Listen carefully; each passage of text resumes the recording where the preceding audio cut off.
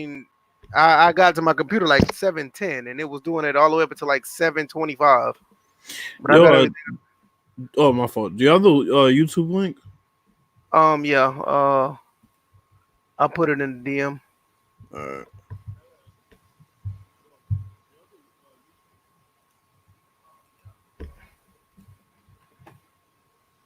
Yeah, I put it in the DM.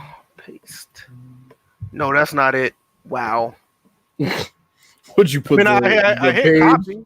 No, I hit copy and it didn't copy it. We're live right now, just to know, because it was past 7:30, so we're just ad-libbing right now. There it is, right there. There you go. My son is right here as usual, and Yeah, I heard him chatting up a storm. I I got know, like he's here.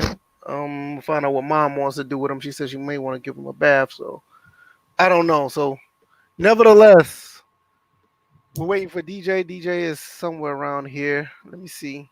He's gonna restart us. Oh yeah, that's right. You just said he was gonna restart his Wi-Fi. Episode 98. We're gonna talk about Kaepernick's workout. You ready to go downstairs, aren't you? I can tell because you look aggravated. I'm gonna take you down there. I'm gonna do this intro and yeah, he's rubbing his eyes. He is sleepy. Kaepernick's workout. We're gonna talk about this Xbox 2019. We're gonna talk about a little bit of MLB cheating. I didn't add the other topic about Madden, a Madden tournament in the winners. You know, we talked about it after the last episode. Mm-hmm. We're gonna add that too because I think that's gonna be interesting discussion about what they can do about that possibly. Right. Nevertheless, I mean, we're here, number 98, 2 away from 100.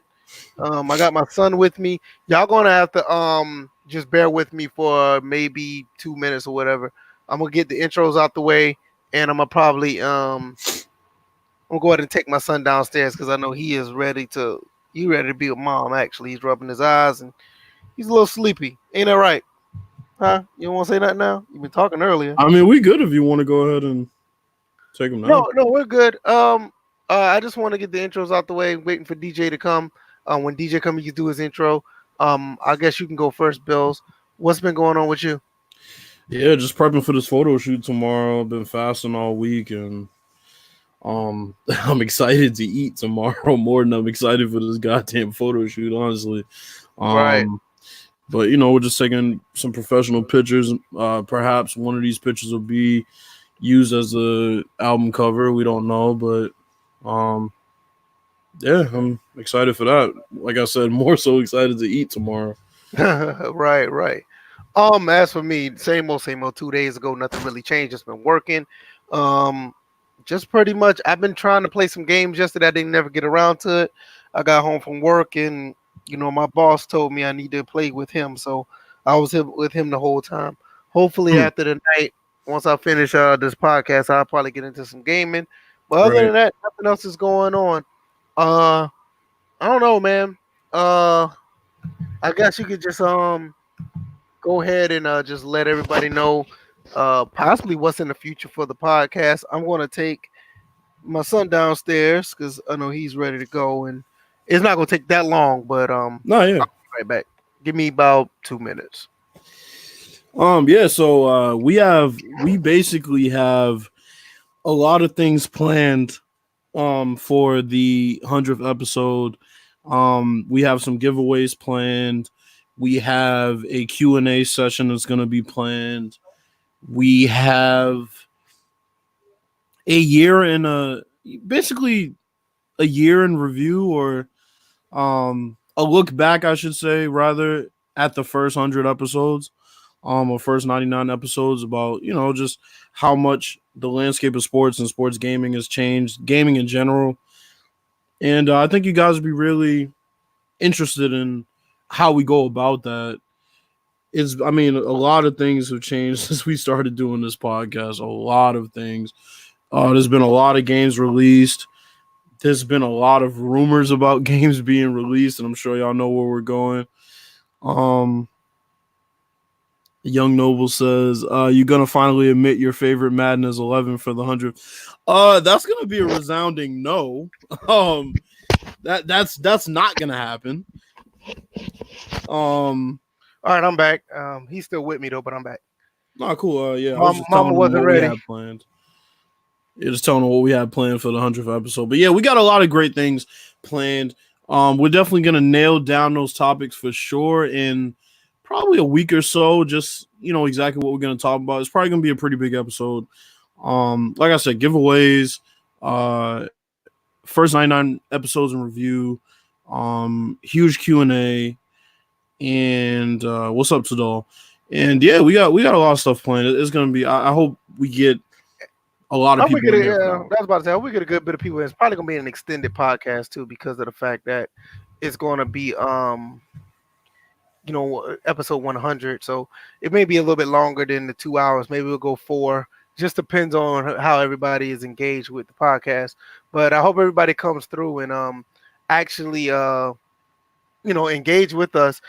Lately it's been really good. Yeah. Especially, the last few podcasts had a lot of engagement, a lot of people coming through, adding their 2 cents to whatever topics that we're talking about. Mhm. And it's that's what it's all about. I mean, this podcast never wasn't oh, now you want to talk. This podcast wasn't never about trying to be like the most popular or getting all the views in the world. I just Right. want a group of people, even if it I mean, I know everybody is not like us, but there's a good group of people that can show up that's like-minded like us, that just want to talk about games, give our quick opinions, and not trying to be you know cool or trying to troll or not trying to be Mhm. something that we're not. We're just trying to be honest. You Yeah. see a lot of people out here do podcasts now, and it's for show. A lot of people, they're not themselves, or they just say Mhm. anything just to get shock value. Yeah. We're just doing things to just being honest. We just want an honest group of people, an honest audience that really likes what we do, and just whatever topic that comes about, you're going to get our straightforward opinion. We're not going to jerk you around and try to be funny. Well, more So so, to that point, the 100th episode is really going to be for you guys because there are a lot of loyal listeners that we have. Pretty much everybody that shows up weekly is a loyal listener.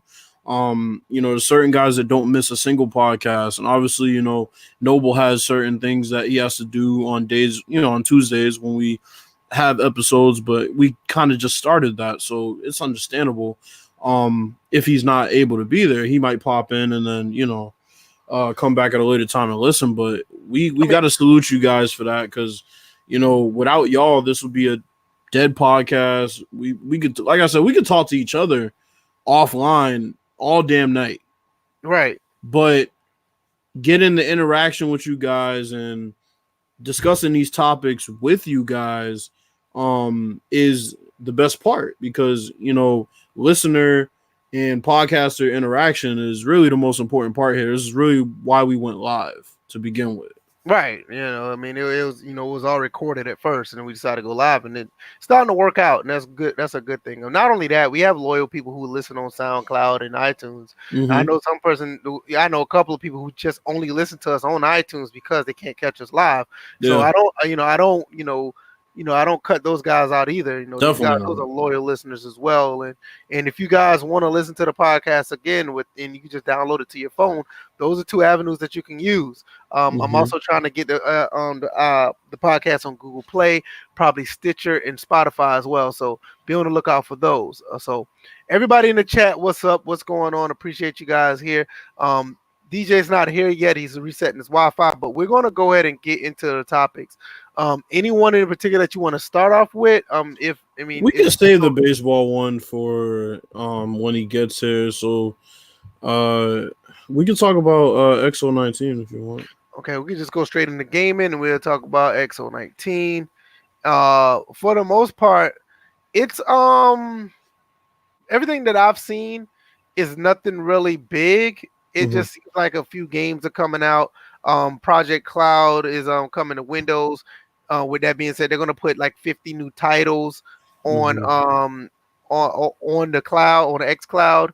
Mm-hmm. Uh, some of the games, which is actually interesting because it's coming to Windows PC as well. Madden 20 is going to be on Project X Cloud, which is weird because Madden's already on EA Origin. But the flip side of that, EA is already saying that they're going to put their games on Steam. So there's going to be a bunch of places where you can have games that's from EA. So that's kind of weird. But they got Devil May Cry 5, Tekken 7. Mm-hmm. That's just the preview part of it. But they're trying to get with a lot of different partners for devices as far as Bluetooth controllers. They're actually even trying to get support for DualShock 4, which is weird. Rare's coming out with a game. Some Sea of Thieves update. I don't care about that. Black Friday, they talked about the Black Friday sale that the actual Xbox One S is going to be $150 off. So you're probably looking at what I think. How much is that? Is the Xbox One's probably going to be 125. I don't know how much the Xbox. Roughly, I mean, right now it runs for what, 300. Is the Xbox? I think it's run for. I think. Oh well, Xbox One X. Yeah, it's probably 300. The X right is now. 400. The X is 400. So the S got to be what, 250? Oh God, yeah. So it must be 250. Damn, I didn't know the Xbox One X was still 400. Yeah, I think it's still 400 out the gate. But but they're coming. Like some consoles gonna be up to $150 off. Xbox Game Pass Ultimate is still gonna be for $1.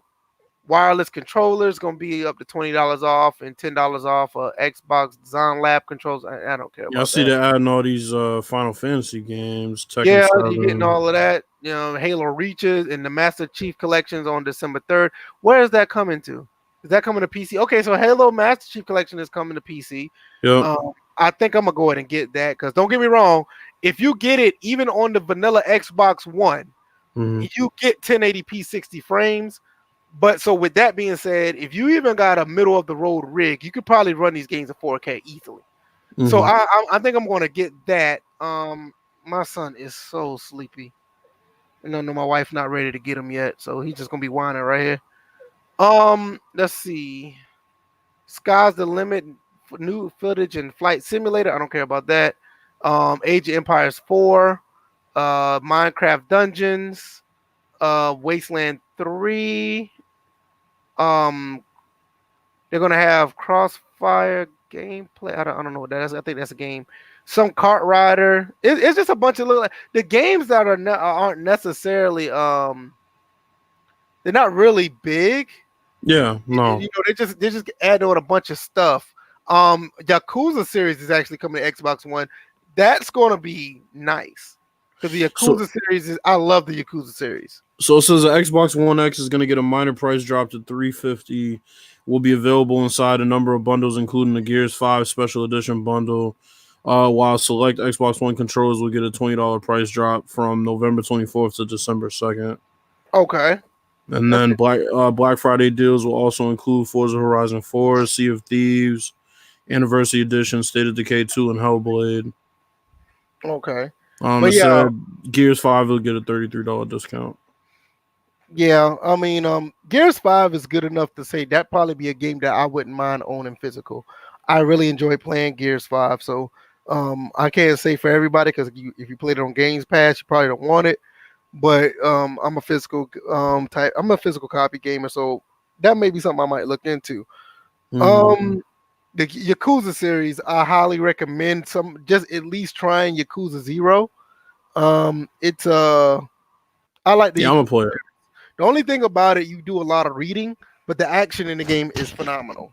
So I highly recommend it. So this is something that I think a lot of people that's on Xbox will like because it was a Sony exclusive. I'm trying to think anything else. I think that's pretty much it.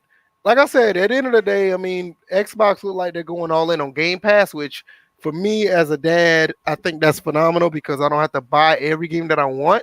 I could just easily just use Game Pass on PC or even on my Xbox and I'll be fine. So if you have kids and kids want to play video games or you don't feel like playing or buying every game that's out there, I highly recommend Game Pass. So anything else you want to add with X019 and what they brought up, or they didn't that's pretty much it. Yeah, they didn't bring anything like groundbreaking or anything huge because I think at the end of the day, you know, it look like they're more leaning toward games as a service. And honestly, that's okay. Long as you can get decent games to play. I mean, you don't have to be knocking it out of the park like Sony with all these top-notch exclusives. If you can give people decent games to play at a decent price that they could play monthly, I think they'll be all right because everybody's not trying to buy, AAA titles all the time. A lot of people are gaming on a budget, even Yeah. console gaming. They've been gaming on a budget, so clearly it must be working because they're doubling down on it, tripling down on it, and actually expanding it. So obviously it's working to some degree. They're making money somehow because if they weren't making money, they wouldn't be doing this shit. Yeah, absolutely. Yeah. So anything else you got? That's it for Xbox. Oh, okay. What about this Colin Kaepernick thing? How do you feel about it and this workout and it's just what are your thoughts about it? Because I've been on record already just to say that I have no quarrel in him getting a job in the NFL at this point. I really don't care. But it's interesting to see how this plays out. And Yeah, I mean, well, first let me list off the teams that the NFL has confirmed will be there. Patriots, Dolphins, Broncos, Lions, Cardinals, Falcons, Browns, Giants, Jets, Bucks, and Redskins. So I'm gonna start off by saying I don't think he will be signed this year. okay. And if he is signed this year, I don't anticipate him getting a bunch of playing time. He has to get adjusted to the NFL game again. But more importantly, when you look at these teams like the Broncos, Dolphins, the Cardinals, the Bucks, teams that need quarterbacks. Now the Cardinals might not need a quarterback right now with Kyler Murray as a starter, obviously, and they went all in and drafted him first. But I think Colin Kaepernick fits that system. And that's part of the reason why they're a bit interested. Right. Me personally, I don't have any issue with him getting a job, but this whole thing seems like a circus to me. I don't think it's any coincidence that the NFL just randomly says we'll organize a workout for you. Yeah, I kind of found that kind of weird. The fact that they are organizing a league-wide invitational for Colin Kaepernick 3 years after his last game was played is very sketchy to me.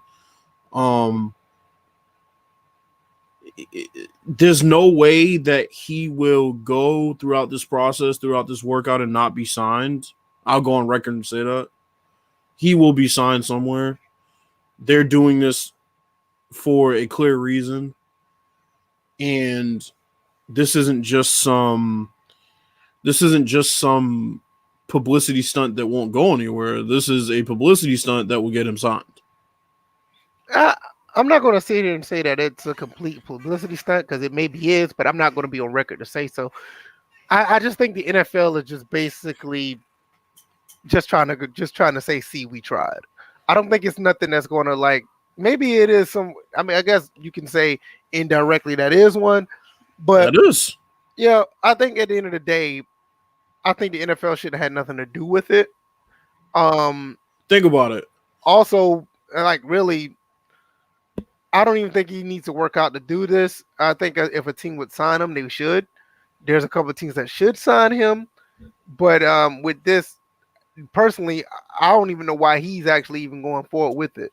But, if that's the case. But think about this, though. If it wasn't a PR stunt, the NFL could have gone about this a different way. They could have just sent a letter out to every NFL team and said, well, you have to give a tryout to Colin Kaepernick. You have to hold some type of tryout for him. They would have kept this a lot more under wraps. This shit came out the day it was pretty much organized. I still don't understand why the NFL will calculate this for one player. Because he's the most polarizing player in the league. I don't think, or not in the league, but personally, as far as his football skills, I think at this point he's trash. But he's polarizing. I think he's better than a couple other players. But I can care less if he's not in the league. It's just But that he's definitely polarizing. That's my point. That's what the PR stunt is for. He's polarizing. People have extreme opinions on both sides about him.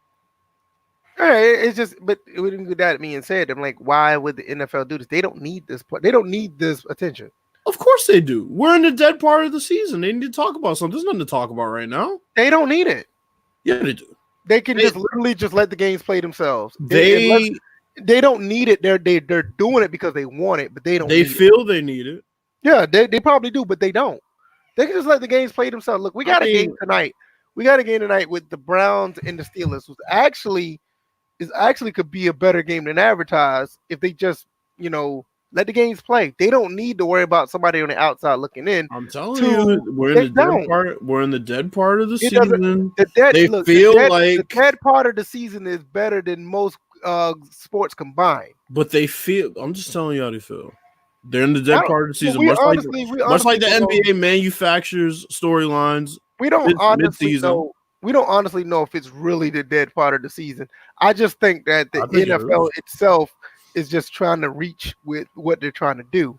I don't think it's a bad part of the season. The season is fine. I don't think the games sell themselves. I don't think it's a bad part of the season. I never said bad. I never said any part of the NFL season was bad. The problem with these games basically sell themselves. They don't need nothing on the outside of what's going on the field to run this league. But that's what makes it more of a head scratcher of why they're doing this. Because it's not that it's a bad part of the season, but it's a dead part of the season. There are no games right now that are going to decide any divisions.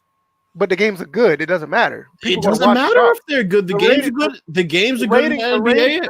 The ratings are pulling their money hand over fist, regardless if it's a divisional game or if it's same thing happens in the NBA. Yet every year we see the same thing. Nobody gives a damn about Game 35 in the NBA, but plenty of people care about Game 35 if it's the Warriors and the Lakers at full power. No. Of course they do. Of course they do.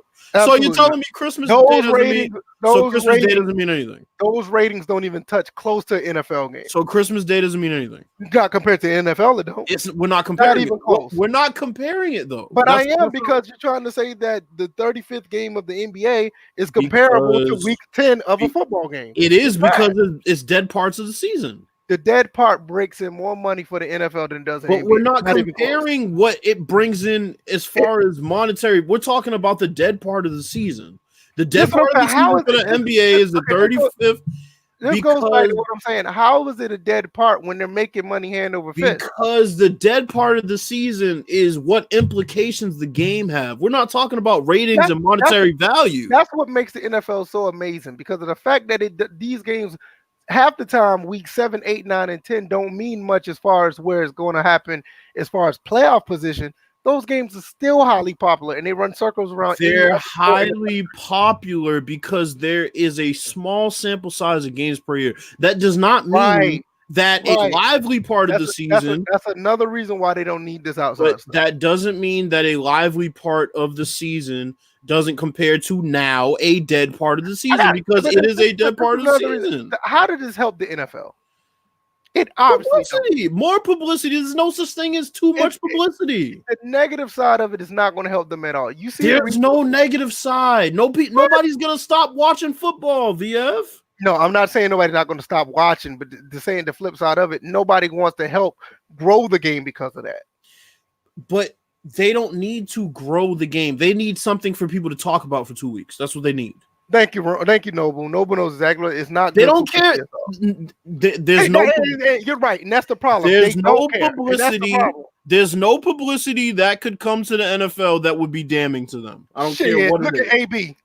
Look at Ray Rice. Look at AB. Look at Ray Rice. Did people start watching football? Yeah, no, they didn't start watching football, but that's what matters. They literally had to change policies because of it. They had to change policies.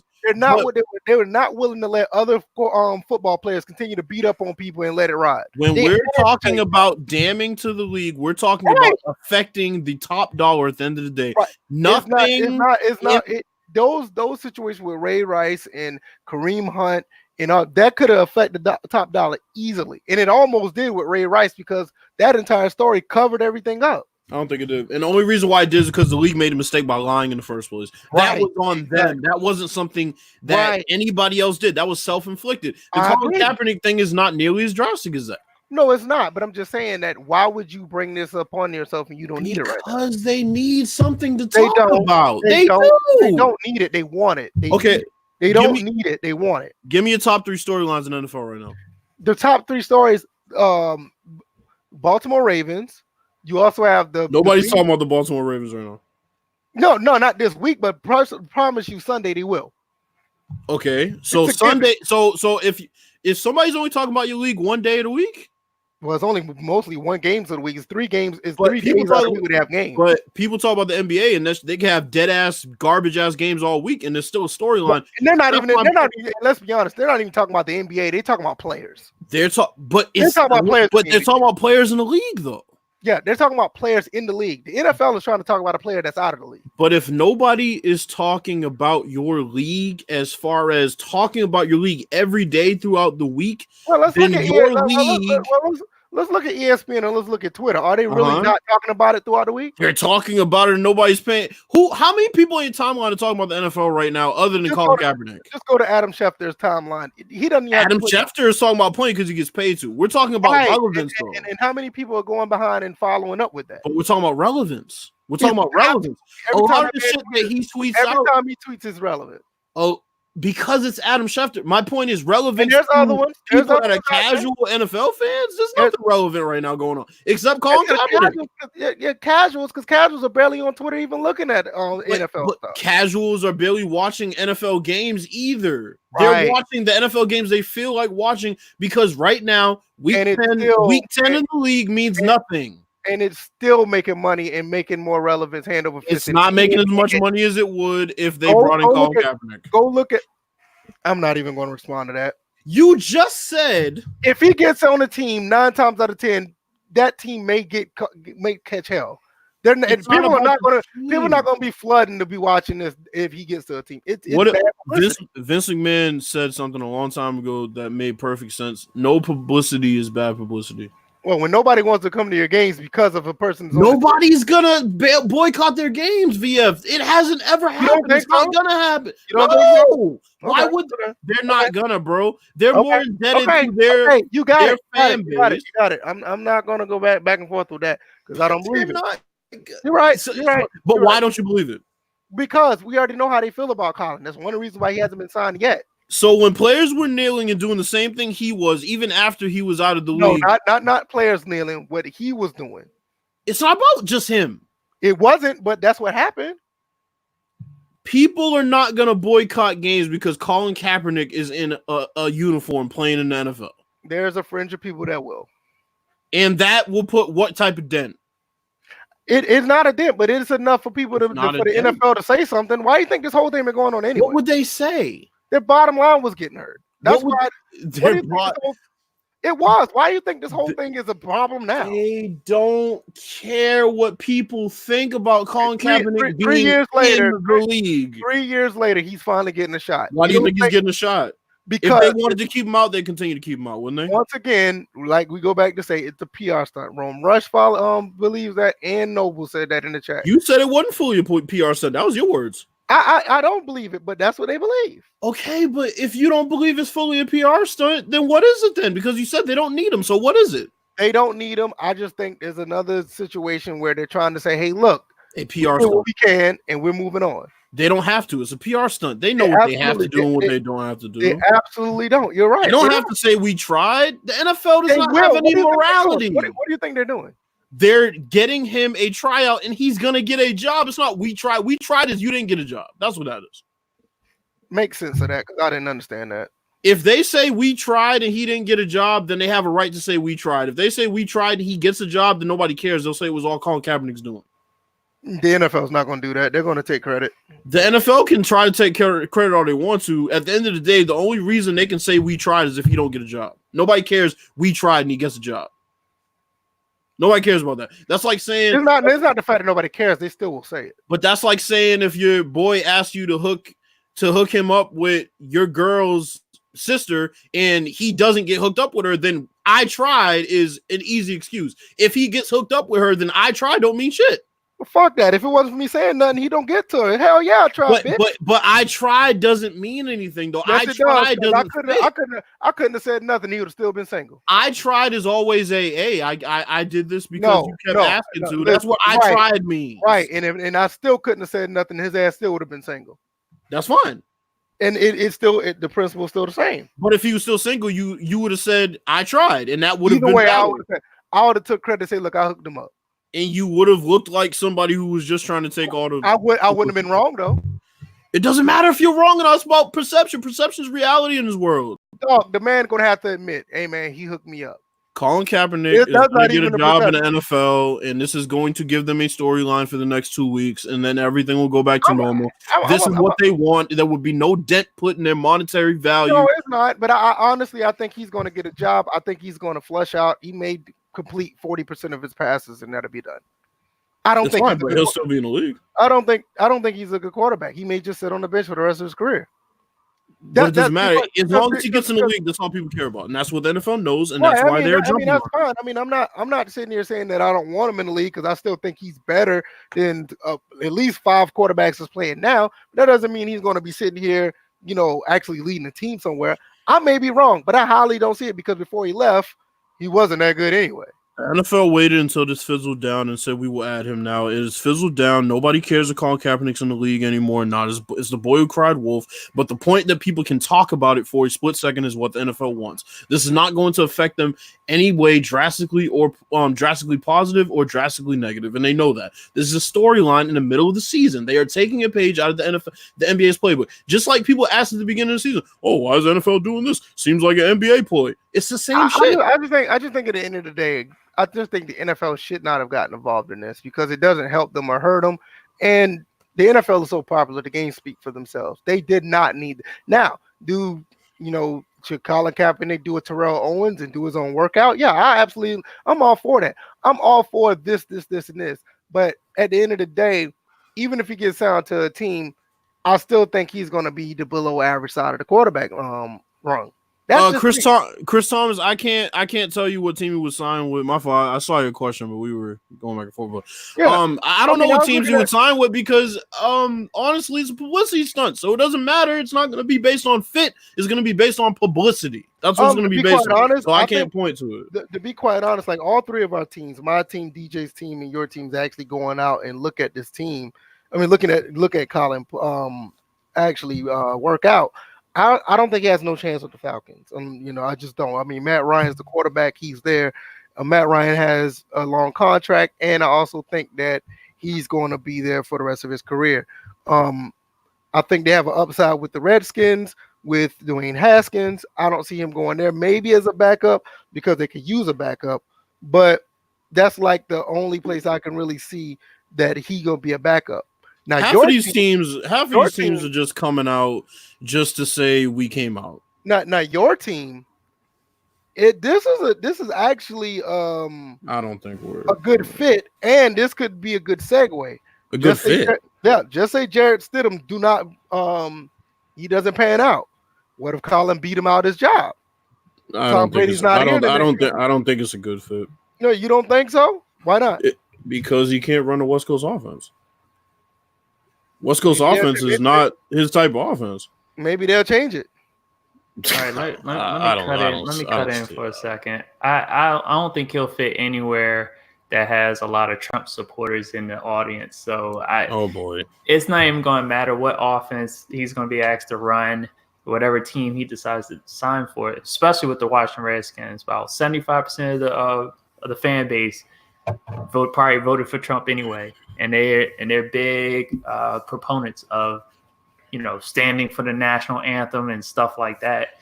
As ignorant as all that sounds, but that's what realistically is facing Kaepernick if he were to sign with any team. Those same NFL fans forgot that people were kneeling for the anthem and still continue to kneel for the anthem. It's not publicized anymore. They don't care. They say that shit because it's false. It's false publicity. They don't care. If Colin Kaepernick gets on the team, nobody will give a fuck. I promise. You really think that? I don't. You really think the white conservative? You really? No, I'm dead serious. This is a good question. You really think the white conservative will forget about Colin Kaepernick on a team? A white conservative. They still talk about Mike Vick and the dog. Right. They can talk about Mike Vick and a dog all they want to, but they're not going to forget about it. Yeah, that's a very hard sell. That it doesn't matter. I don't care if they forget about it or not. What I'm saying is they're not going to stop going to NFL games. They're not going to stop watching NFL games, regardless of that. So that's all I care about. That's it. The ratings have gone down for the NFL, so. Which is why they're doing this. It's a publicity stunt. It has nothing to do with Colin Kaepernick that the ratings went down. I told VF this, and he said there's no dead part of the season. I think you got this. You're looking at it from a different angle. The ratings aren't down this year. The ratings went down because of what happened 3 years ago. Mm-hmm. It's one of the reasons why Colin hasn't been in the league for 3 years. I disagree with that. I'm dead serious. I mean, you can go look it up. I mean, when you have a team's owner apologizing to the fans because players on their team decided to protest that national anthem, I've never seen an owner of a team apologize for anything of that nature in my entire life. I've heard of one owner apologize to fans, and this was the Washington Capitals way back when the Washington Capitals were dumping all their stars. And I was like, okay, that's a good reason to apologize because you're letting your fans know, hey, we're going to be down for a little bit, but we'll be back. And, the Capitals did what they did. But when you have a polarizing topic of the national anthem, whether you should stand or whatever, which really you can do whatever you want during the national anthem, and wherever you go, you have players that were divided amongst it. You had ownership that was united on it, and you have fans that were divided. Mostly, they were divided. They were not as divided on it, but you had people literally sitting there and saying, "Hey, I'm not going to watch the NFL because of what Kaepernick has done." All seriousness, all jokes to the side. Thank you, Ravens Nation. Thank you. You think the rating ticket, the rule change? All right, let's think about this. This anthem shit went away this year, and people still aren't watching. Why is that? Let's be honest now. The rule changes. Now we're talking about 2015, 2016. What rule changes back then that made the ratings go down to 2015, 2016? I don't know. The fact that they changed the ruling on a catch twice in the 2 years. That was prior to 2015. And they kept doing it. Because that was around when Calvin Johnson was playing. And they kept doing it. Okay, so how many changes they did? Hold on. They've done 2 changes since they did one last year. I would say, and the refs as well. Okay, the refs once again. We had the. Let me ask you a question. We had the bullshit refs back in what 2013, 14. Let me ask you a question. No. Before you ask that question, I need to know what changed around the same time Colin was kneeling that made the ratings. Before any questions are thrown out here, everyone's right. I don't think everybody's right. I think everyone is right here because it was a combination of things that led to the ratings going down in the NFL.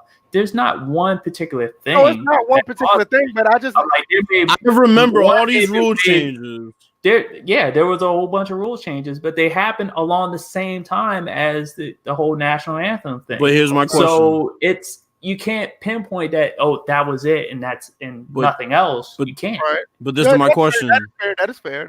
This is my question, though. If you're saying that the national anthem is why people aren't watching, how is all that fizzled out and nobody's talking about it yet? People still aren't watching. Why is the NFL I'll setting up this workout for Kaepernick? I told you why before you came on. I said it on the podcast. I tell you why. They stopped showing the national anthem on TV because of it. That's one of the reasons why. They knew it was a problem, so they stopped showing it on TV. Okay, so there you go. They stopped showing it on TV. Right, and again, which means out of sight, out of mind. Now they can have Kaepernick protests, and no one will see it except for the people in the stadium. Hold on. ESPN, Fox Sports 1, Yahoo Sports, they literally CBS, ABC, all of them, they stopped talking about that whole situation before and after games because they knew it was a problem. And people still aren't watching. No, I'm not saying that this was the main reason why ratings went down, but it was a big part. It was enough for them to alter their dialogue about talking about this issue. So it had a role in it. So you're telling me that there's still a ratings effect based on that now in 2019? I think the ratings are fine now because the games are just that good. You have players. But DJ said the ratings are down. This is why I'm asking that question. I'm sorry. Compared to where they were just a few years ago, they're still down. They're not back up. And that has nothing to do with Colin Kaepernick at this point. It does. Well, it does. I think. But what I'm saying, no, wait a minute. Hold up. I think it does have a residue effect because some of those people did not come back to watch. I don't think they care anymore. I think as soon as you stop talking about it, they'll come right back. How people that hate Kaepernick is going to come back to watch? Because he's not on the field right now. So why would they care? It didn't even matter if he was on the field. They were still feeling some type of way, like wholehearted hatred towards Kaepernick, even though he didn't play a single down from the last and hasn't been talked about, and hasn't been talked about on any NFL telecast for most of this year. Are you sure? So explain. What do you mean? Am I sure? You can go and look it up. No. There's been policy changes within certain networks to not talk about him. Okay, but this is my point. What I'm saying is, regardless of the policy changes that have happened behind the scenes, they have not mentioned Colin Kaepernick at length on any telecast this year. You can go and look it up if you want. So you're conceding that they have talked about him, just not at length. I just said that. I said they've barely talked. I never said they never mentioned that they haven't talked about him. I never said they haven't talked about him. What I said was they haven't talked about him at length. Chat. That's what did he just say? They were policy. I never said they haven't mentioned them. You can go and rewind it if you have trouble remembering. Like I said, I literally didn't. They were literally policy changes. Not to talk about the anthem. They didn't want to talk about Kaepernick, and to an extent, they really didn't want to talk about Eric Reed. And they had no choice because he actually got signed by the Panthers. But there was a concerted effort not to talk about this issue at all because it was a problem with people watching and coming to games. Which was my point, but since we want to do semantics, I guess I'll go back and say exactly what I said, which was you can go back and look and find how many telecasts they've talked about him. There haven't been many. I never said they haven't mentioned them, but that's what you turned it into, and that's fine if you want to turn it into that. I'm telling you, they literally got to the point where they wasn't talking about him at all. So that's my point. So we agree on that. So my point is, they haven't been talking about him. They haven't been showing the national anthem. How many of these people do you honestly think are still not watching football, even if it's secretly watching football? No, you had that on the other side too. Yeah, people not watching football because of Kaepernick being blackballed. And those people are a big part of the reason why the ratings are down, not the fact that it's centered around Kaepernick. That's what but we're talking about the negative connotation. Well, there's also the other side of it. People who support Kaepernick that was like, F the NFL. I'm not going to watch because they're blackballed. And even then, I still don't think that's the biggest part. No, I think you also have to understand there are people that are not watching NFL because they don't show the national anthem. You got people that far conservative that do stuff like that. I mean, just like David Station just said, for the crowd, myself included, that stopped watching because of Cap. I don't think it's enough. Nobody's saying it's not hurting the ratings. I said that all these. But I'm saying it's done enough for them to change up how they approach these games every Sunday.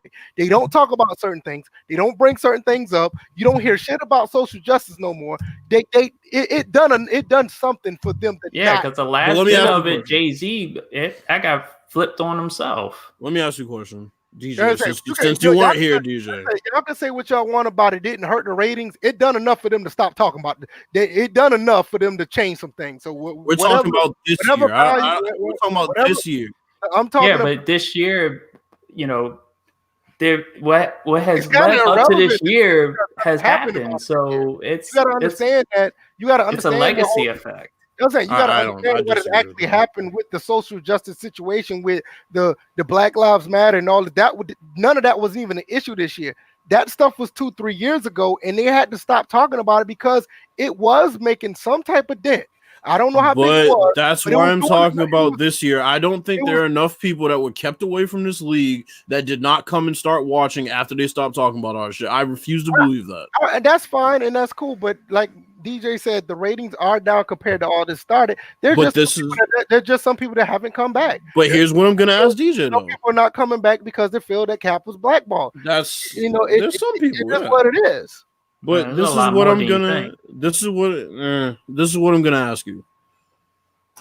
Do you think, or do we agree that this part of the season is the quote unquote dead part of the season?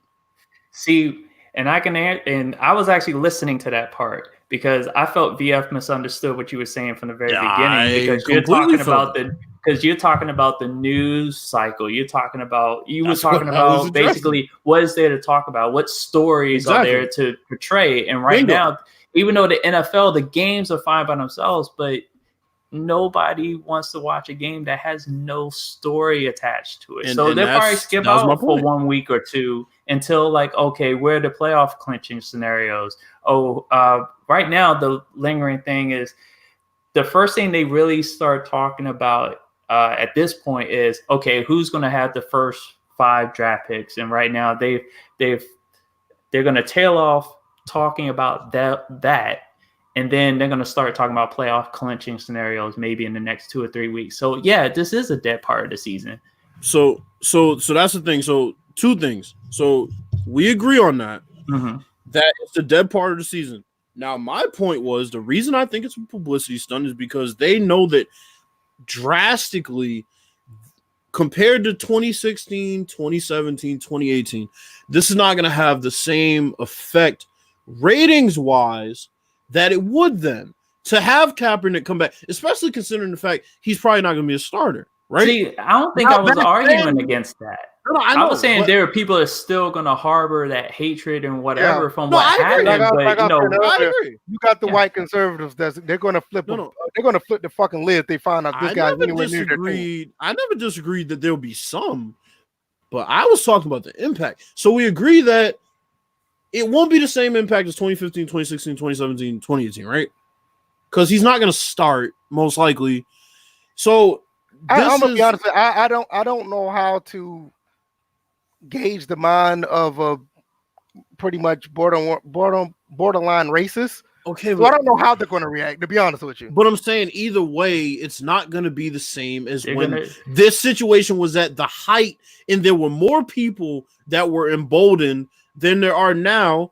Because, quite frankly, I'm sorry, but scientifically, there's only a small percentage of people that harbor that much hate after something goes away that far. Well, so you're right.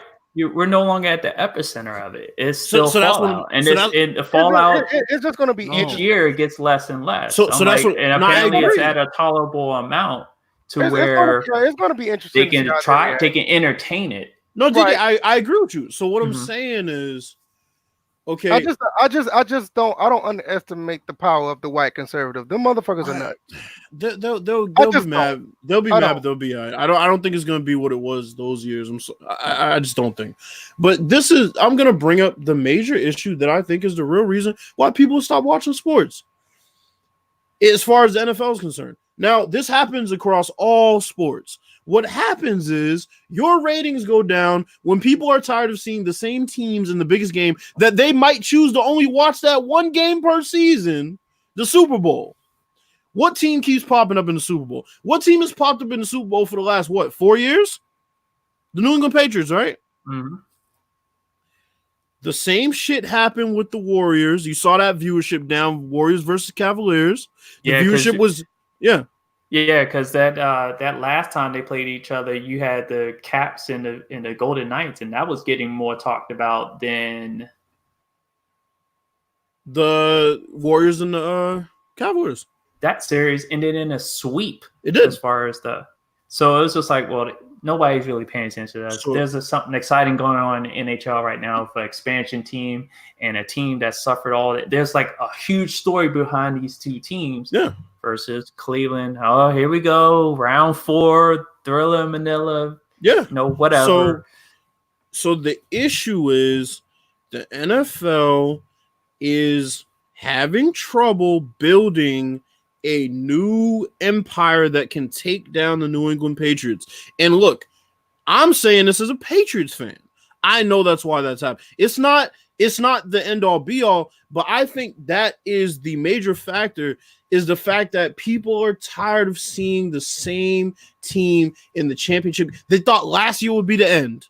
They thought the Chiefs would beat them at home. Boom, new Super Bowl and 2 new teams. Boom, that's it. It hasn't happened.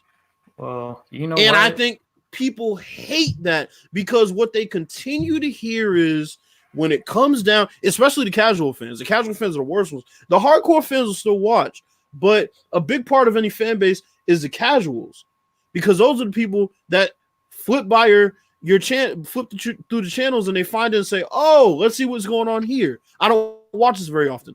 When you keep hearing Tom Brady after how many years now? 20 years? Tom Brady, over and over again, and you're like, "Fuck!" Every year they make the Super Bowl. And every year there's some controversy surrounded around it. You get tired of that. So what? And I think people are tired of it. What's the point again? Because I'm missing it. What do you mean? What's the point? I just told you what the point is. People are tired of seeing the Patriots. Okay. Because it was like a long. So look. The whole point was, why are people not watching sports? That's like what they used to? That's what I mean. Using football tying in the NBA Finals, who had the same teams in there, and people just getting bored. Right. So they're getting bored. So we think with people getting bored. It's like nothing new. You think people getting bored with the NFL because of the Patriots? Yes. The Patriots and the NFL as a whole continuing to not build new stars that can take down the Patriots empire. In the NBA, they always have a transition period. The transition period is this year, and viewership is up because they're looking at the parity. The parity in the NFL is one-sided. It's on the NFC. And the AFC is the same shit every year. They're tired of it. The same shit happened, like I said, in the NBA during the Bulls eras. Yes, people love Michael Jordan. But guess what? They started to cheer against the Bulls because they kept winning. And they got tired of it. And then the NBA had to build new stars. That's why when Michael Jordan left, it was, well, Shaq will be the next one. Mm-hmm. And Michael Jordan came back. They had to give us a break. That's why part of the reason why I think that retirement was bullshit. But that's a different story. I'm not even going to get into that. I know everybody has their specific opinions. But part of it was, let's give people a break from Michael Jordan. Then he came back refreshed. Oh, shit, he's back. It's the same thing here. People are tired of the storylines because casuals only care about storylines, bro. They don't care about what this team lined up in on 2nd and 4. They don't care about that. They care about. I'm not saying you're wrong. That's interesting though, but that's just the way I see it. Compared to what we started to talk about up until that, is almost like 2 different parallels. But I'm not saying you're wrong. It's just, I'm not gonna say that. Like DJ said earlier, it's a collective of a lot of things, and that could be. It is a collective. Yeah, it's a collective. Yeah, just that the try to put those 2 parallels side by side, like the Kaepernick thing versus the Patriots winning. It's almost.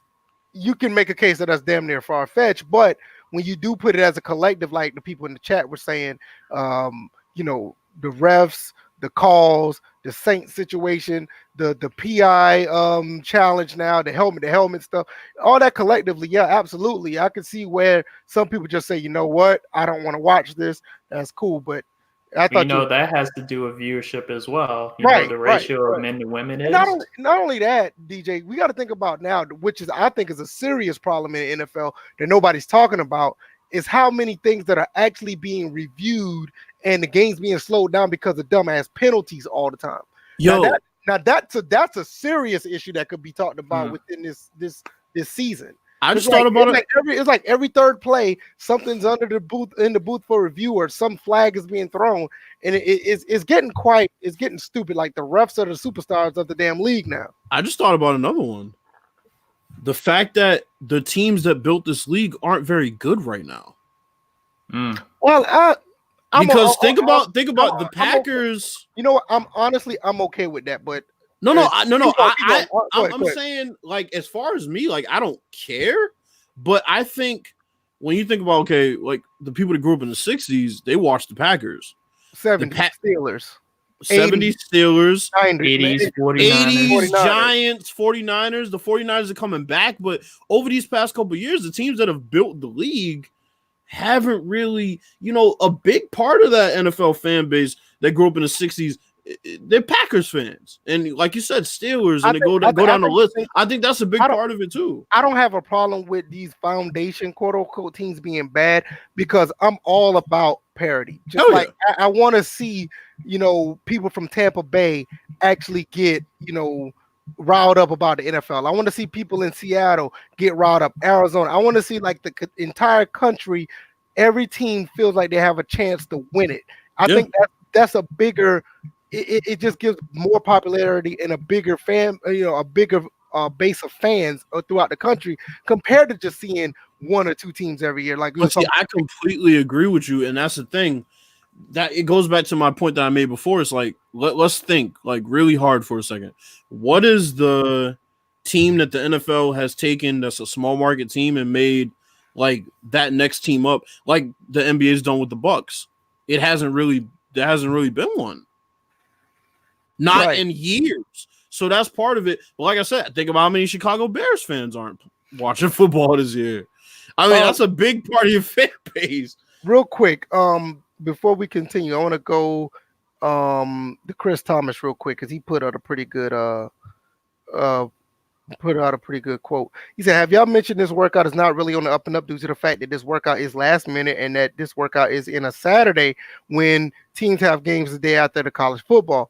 There was something that popped up as far as teams that were the NFL letting, I think, Kaepernick's team know which teams. Yeah, there was something about that too. Yeah, in which the NFL denied.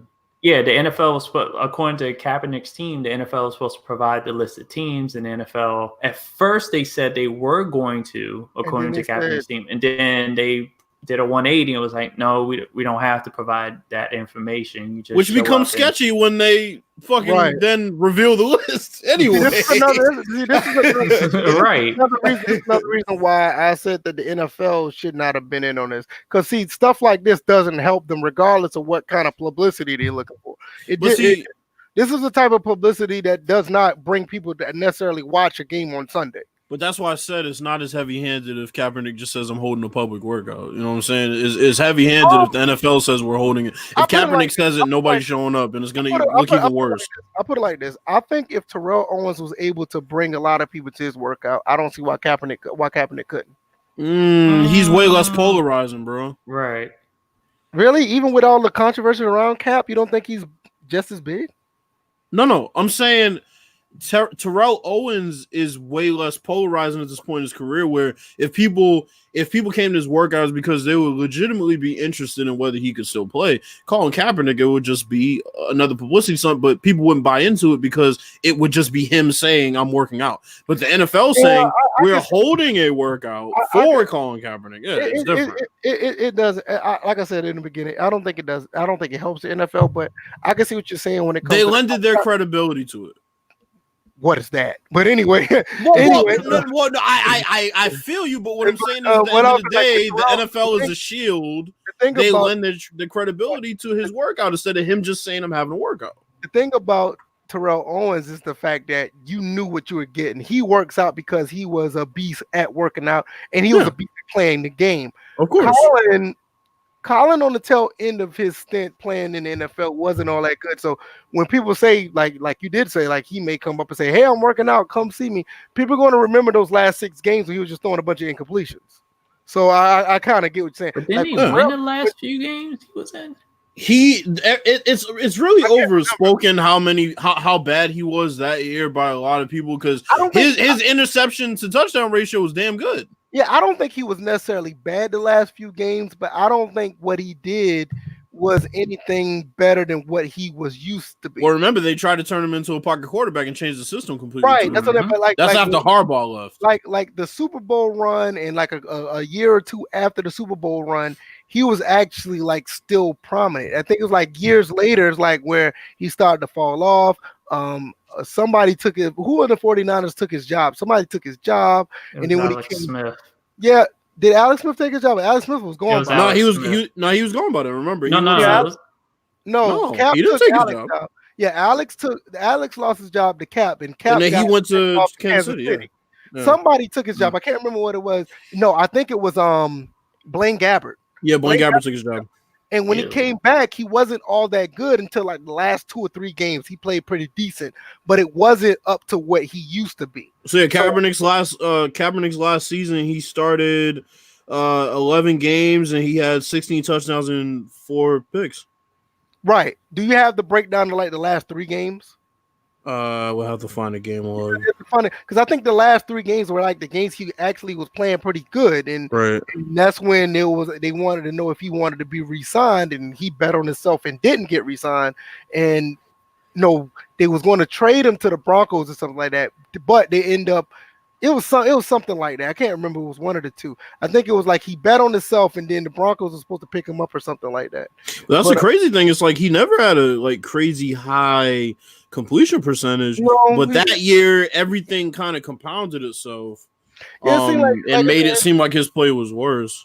Like I said, I don't think that he's going to be that good when he comes back. It's 3 years removed, and he was already like average or slightly above average quarterback. So after 3 years removed, I don't think he's going to do anything that'll wow people. Maybe I'm wrong. Maybe they'll put him in a Lamar Jackson type of offense. He might thrive. But I just think that compared to other quarterbacks in the league, there are some that don't need to be playing. And I believe he has a better chance than they do. I think with the RPO pretty much in play, he's very much going to be viable for whichever team employs it. I would say Kaepernick's fans' best hope would be for him to get in the Teddy Bridgewater situation where he kind of gets, I don't say forced into playing, but he gets on the field and he gets to show that he's better than the starter, even though Teddy Bridgewater obviously wasn't. But in this case, Colin Kaepernick gets to show that perhaps he's better than the starter that they have, and then maybe he wins the job.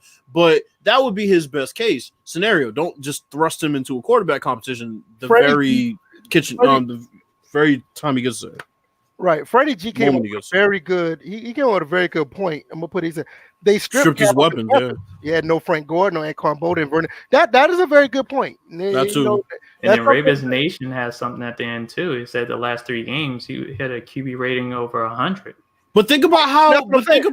He wasn't bad at all last few games. I think 3 years removed, I don't think we'll see that type of quarterback. That's just me. But that's what was crazy about that 49ers team is look how quickly it deteriorated. I mean, yeah, Patrick Willis retired. Navarro Bowman tears his ACL. I mean, then your coach leaves. It's like, Jesus. Mm-hmm. It was a domino effect, but he was still there. Right. Yeah.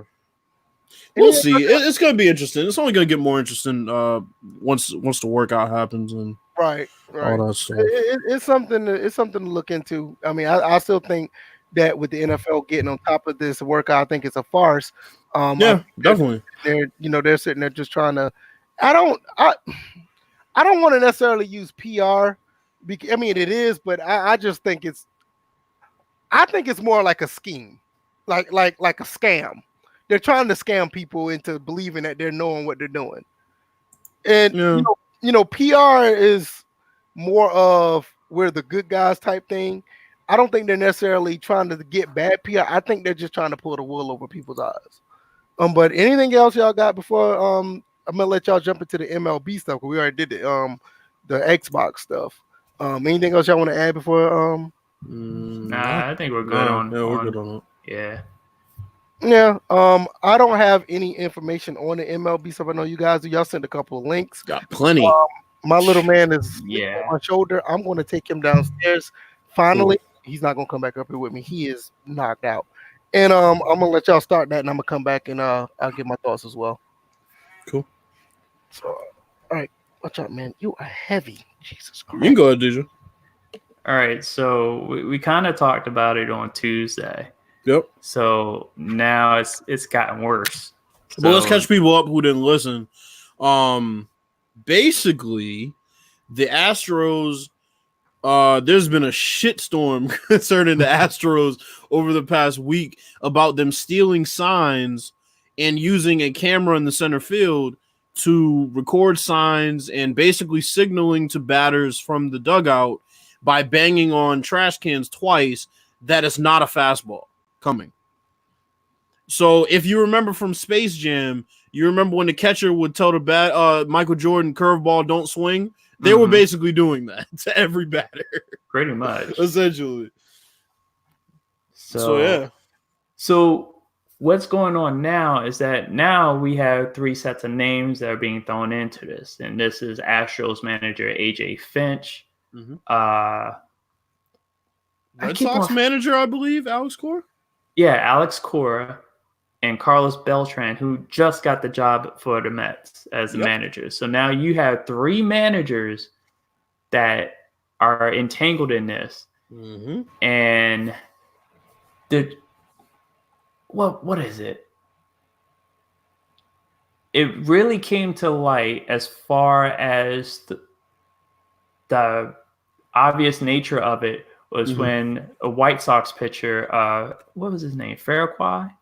Farquhar? Yeah, Farquhar. While he was pitching, every time a changeup was called, you instantly heard 2 bangs coming from the dugout. So eventually, him and the catcher had a meeting, and it was like, "Look, we need to change up the signs. You hear that?" I'm like, and this was like pointed out in the video by John Boy. He does videos on baseball videos. Some of it's funny. He's very serious about baseball. So so it was pointed out in those videos. But now you're starting to hear, like, I was hearing inklings of it from the Yankees series this past season. So right now, folks are trying to figure out from the Astros, because they're focusing on the 2017 season, which they won the World Series that year. Folks are trying to look at, okay, what were the batters' stats leading up to that season? And then now since that season, they're trying to figure out, who is the real mastermind, because it said that Alex Cora and Carlos Beltran were really the ones that put it together, by AJ Finch. But was it the GM that may have been like, hey, how can we, be better with our sign stealing? Because the thing about it with Major League Baseball, sign stealing has been an art form. It's been taking place forever. And there's plenty of we talked about this on Tuesday. There's plenty of gentleman type ways you can do it. Right. The main ways you can steal signs is basically through pattern recognition. And just general scouting overall. I'm like, people scout each other all the league, and that's why you have teams that constantly change their signs. So case in point, looking at the World Series this past season, there was a tell, and that's also was something you could pick out with certain pitches. The tell on Strasburg was that whenever he would throw a different pitch, you could see his glove shake. So they knew if the last pitch was whatever, it was going to be something different. So what his pitching manager told him was like, all right, I'm going to need you to not shake your glove. And I think on top of that, told him to like open and close his glove just to hide the fact that you're changing your pitches before you deliver them. So that's a counter that teams were employing. Like I said, you can change up your signs, but this has been going. I'm like, Bills, you said it just a little bit. There's a gentleman way of stealing signs, but then there's a line that's crossed. Of course, you're using cameras and stuff, technology to steal a catcher signal and to notify the players or whoever was signaling in the dugout that certain pitches were coming. But you brought up an article, and I'm looking out on my phone right now. 1951 Giants. Yes. In which they had a guy posted out in center field and would view through a telescope the catcher's calls. And of course, back then, they probably had to use hand signals and whatnot, because you kind of thinking they really didn't have. I think this was around the time you had the telephone, but it was barely, plausible. So they probably use hand signals to indicate, they probably if they saw like a fastball, they probably just pumped their fists up one time. If they saw a changeup, probably 2 times, or whatever type of hand signal that was being used. So you're talking about stuff like this was being done in the 50s. Yeah. And it's all at the end is taking advantage of the technology at the time. So now instead of a telescope, you have mobiles. You have, I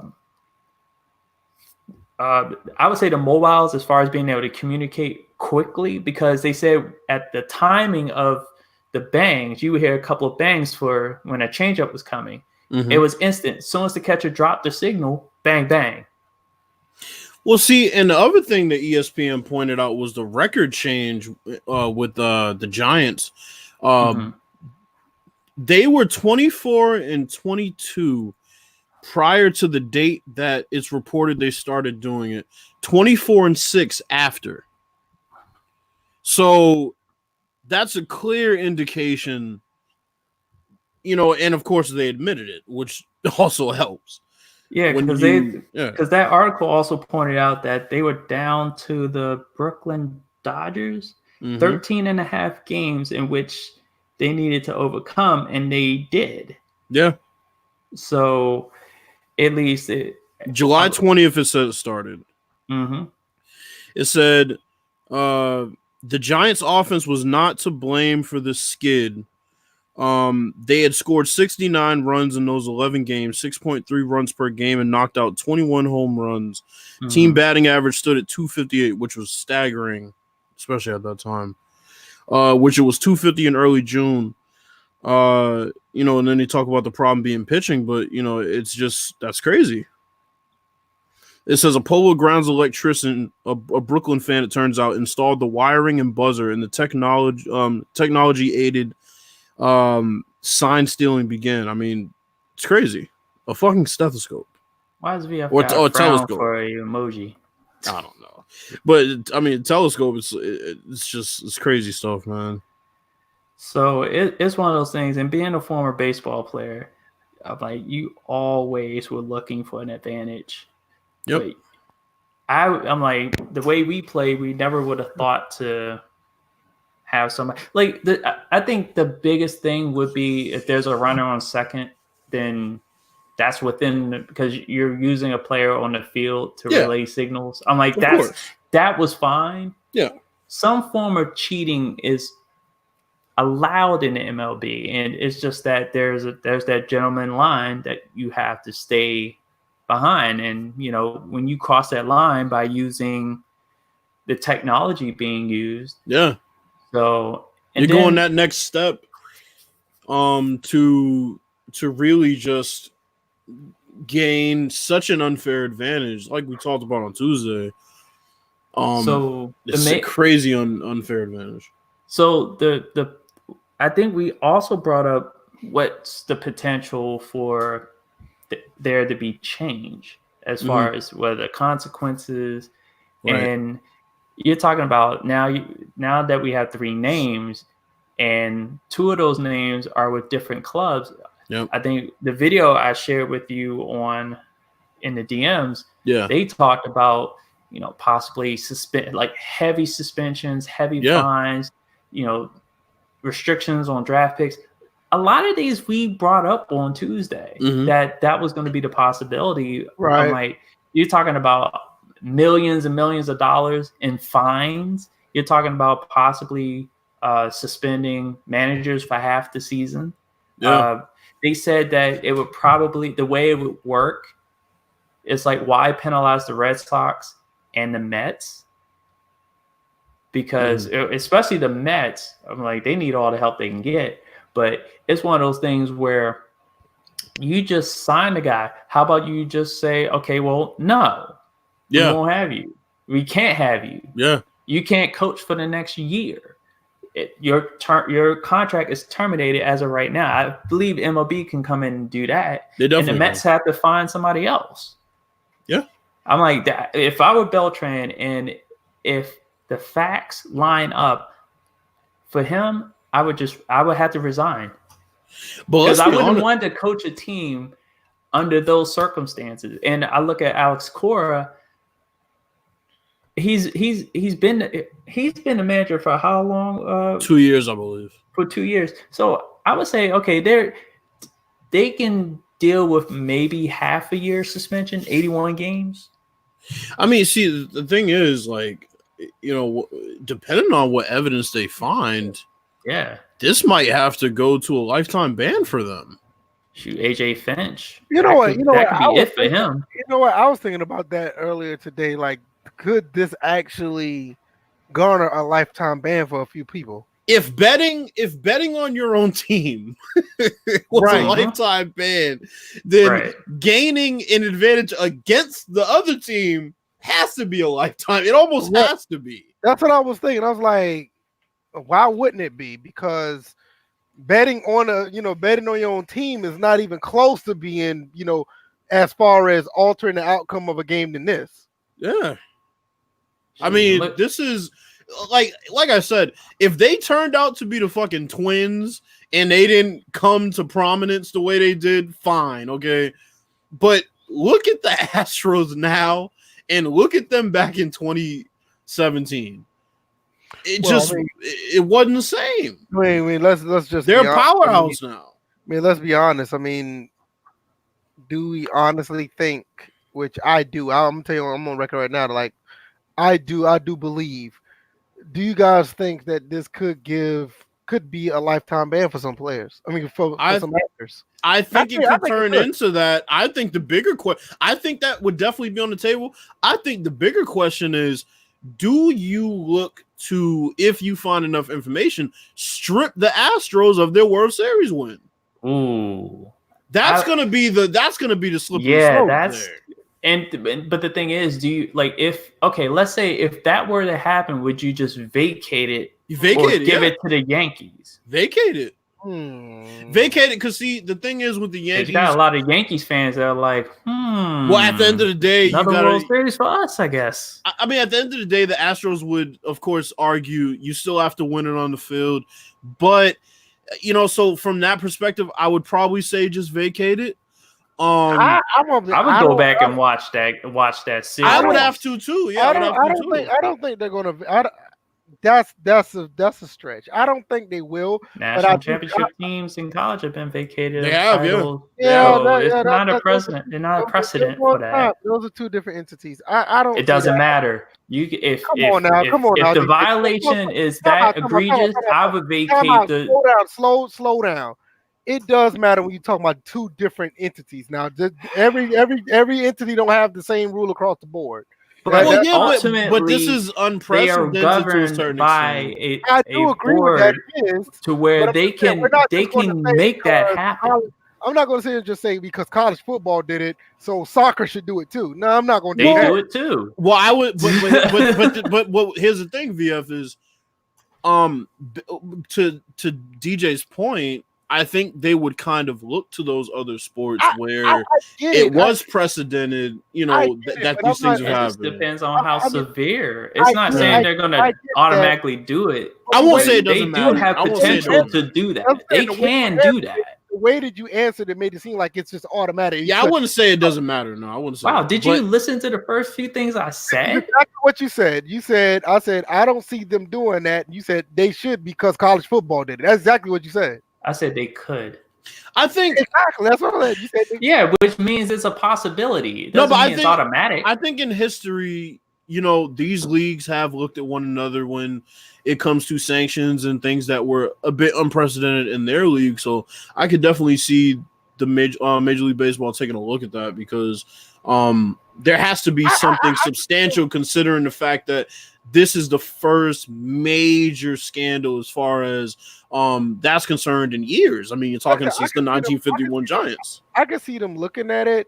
I'm giving it like the percentage that it actually will vacate the actual World Series. I'll give it probably about a 20% chance. Yeah, I think a lifetime ban is much more likely. Yeah, I think that.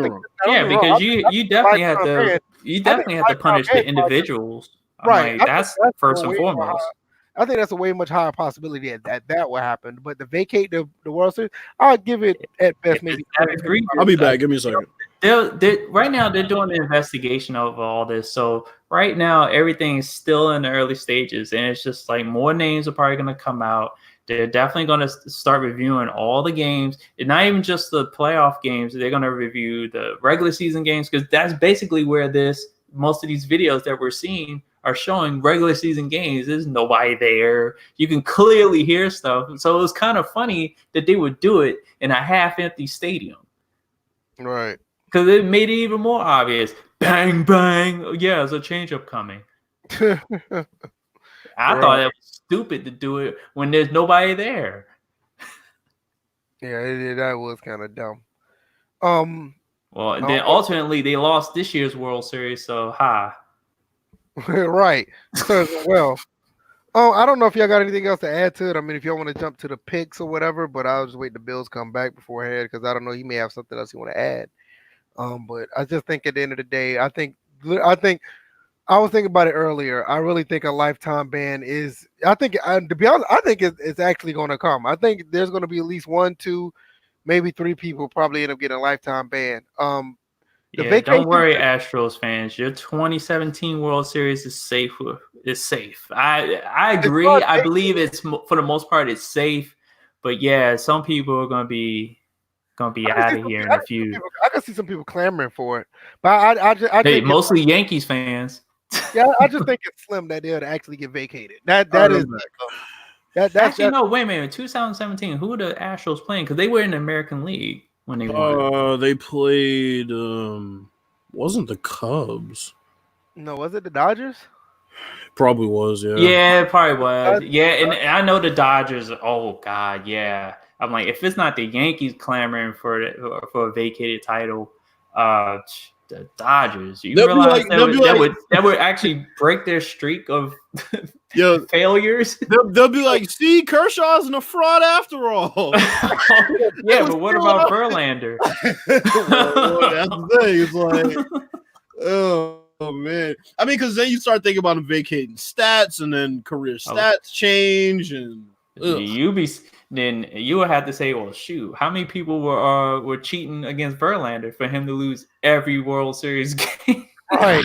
I mean, that's what I'm saying. It's like it gets kind of crazy. How many people were posted out of center field in the opposing team? But you see the conversation we're having. It's crazy because the conversation we were having about the Patriots back then was similar with people talking about what was going to happen, and then you saw the bullshit slap on the wrist that they got.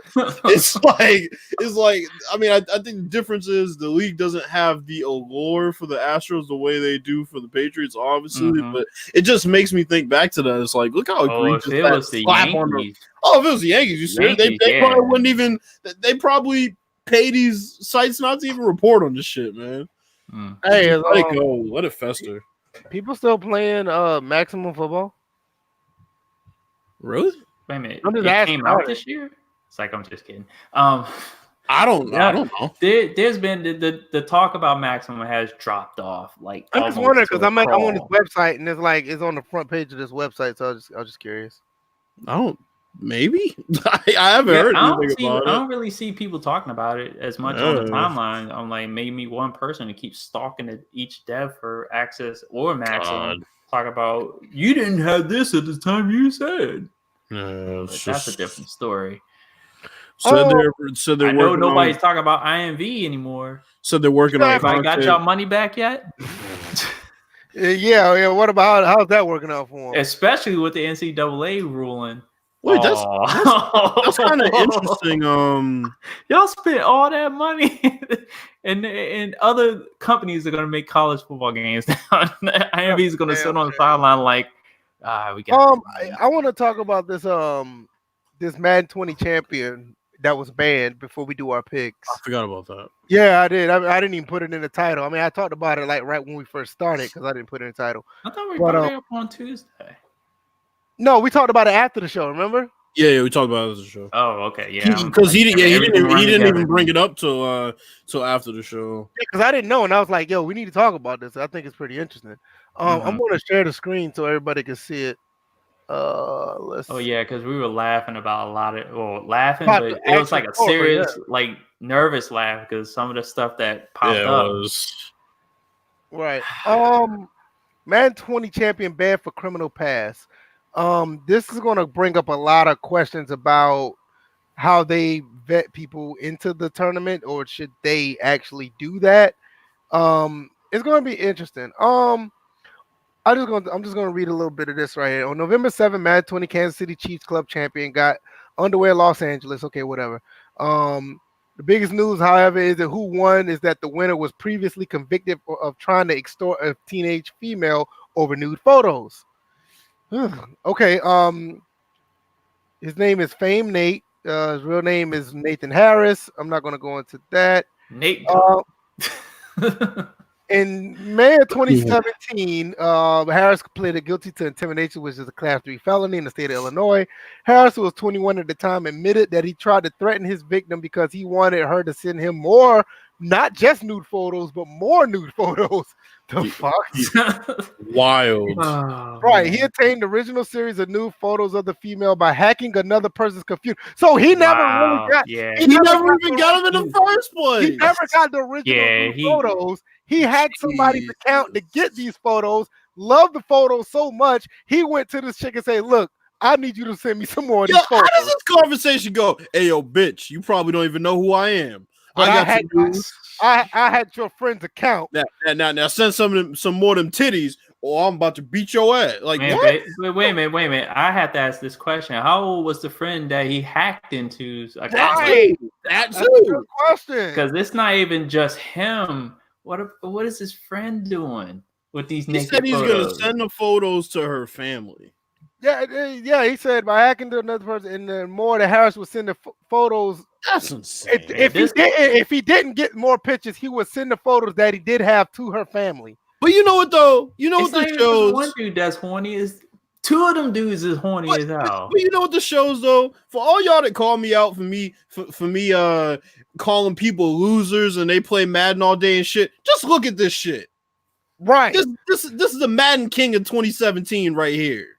All right, no, this ain't 2017. He won recently. He won. It's Madden King of 2019. He did this shit back in 2017. He was released on parole in August of this year. That's what I'm saying. He just got out the joint. He just got out because Harris was originally charged in 2016 of cyber stalking and intimidation, but the cyber stalking charge was dropped once he pleaded guilty. So that doesn't mean he didn't do it. The charge was dropped when he pled guilty to intimidation in 2017. Man, that motherfucker was practicing two types of stick skills in jail, man. Whoa. Right, with his guilty plea, with his guilty plea, he was sentenced to 30 months. What moves were he performing in prison? I don't want to know. He said with this guilty plea, he was sentenced to 30 months at August. 5 times 12 is 12 times 3 is 3 years. He did 3.5 years. But according to public records, he was released on parole in August of 2019. So he did about 60, maybe 75% of his time. Let's see. In order to increase the sentence, Clifton presented evidence from campaign police officers that demonstrated that Harris had a prior history. Hold on, so he did something like this before. He had a prior history of wrongdoings. Harris allegedly engaged in similar behaviors with 4 other females that he knew from high school in 2012 when he was 16 years old. Yeah, it's hard. Bro, like now we were talking about signal stealing in baseball based on pattern recognition and tells. And you mean this motherfucking news me that Madden couldn't that the folks, if they had a vetting process, couldn't find this? Motherfucking nude stealing, yo. Okay. Another piece of evidence that Clifton presented, including the instance where Harris allegedly he forced a female to perform a male. I'm sorry. Forced a male to perform a sex act on him when Harris was 15. God. That incident was, you know what, we're gonna fuck around and we're gonna mess around and get flagged. No, the fuck we ain't. We reading the news. We're reporting the news. Right. Nah, fuck that. You're journalists at this point. That incident was supposedly not reported to the police until 18 months later. Why? I don't know. Harris and the Clifton. What kind of him too shit is this? I know, right? He also reported that he tried to shoot nude photos of 3 people, 2 females, and a male posing as a representative of a professional photographer. Wait a minute, hold up. So this man was trying to do some low key backroom casting. That's what it seemed like. Okay, now this is the good part, right? I ain't gonna say this is the good part, but this is the interesting part. Did EA know about his prior conviction? Because everybody knows that he won the tournament. So it says that despite hold on, breaking news. Go ahead, Carmelo Anthony is signing with the Trailblazers. Makes sense. I don't know. I mean, it's breaking news that he got signed, but it's shocking. Wow. Okay. The Blazers, though. That's kind of interesting. Well, probably like 10 years too late. He would have been fine with that team beforehand. We'll get back to that in a little bit. It's more interesting that he got signed compared to. That's what I'm saying. Yeah, signed too, because you hear like somebody say, "Hey, yo, Carmelo got signed." Like, yeah, what's up? Where you going to? The Blazers. They're like, I'm going back to my video game. It's like an upper and a downer. Like, you happy, then you find out who it is. Like, he went to that team. Oh no, he probably would have been good with the Warriors. I just want to see if he's still any good, because these last couple teams haven't been any indication. He hasn't really gotten a true chance. That's true. Now that's fair. I do agree with that. So let's get back to this nasty motherfucker right here. Despite his sketchy history, Harris pleads that he's a changed man. Now I'm gonna get back to that. Yeah, we are. We talked about this after the last podcast. Sports Gamer Online, the one who exposed Ryan Moody about the hand situation, has the screenshots from a Madden online chat where Harris also talks about his prior convictions. Harris wrote, "They're bashing who I used to be, but I'm a different man now, and I'm not proud of my past. But I've worked like hell to change my better self." Let me tell y'all, people in the chat, people don't know about this. If you do stuff like this, any sex act, it is very hard to be a changed person. The recidivism rate, in other words, the repeat rate of a person who does stuff like this is like, I think it's documented to be like in the 90 to 90%. It's like between 90 and 98% that they're going to do this again. So it's very hard to believe that he's a changed person after doing this to minors, let alone just doing this to anybody.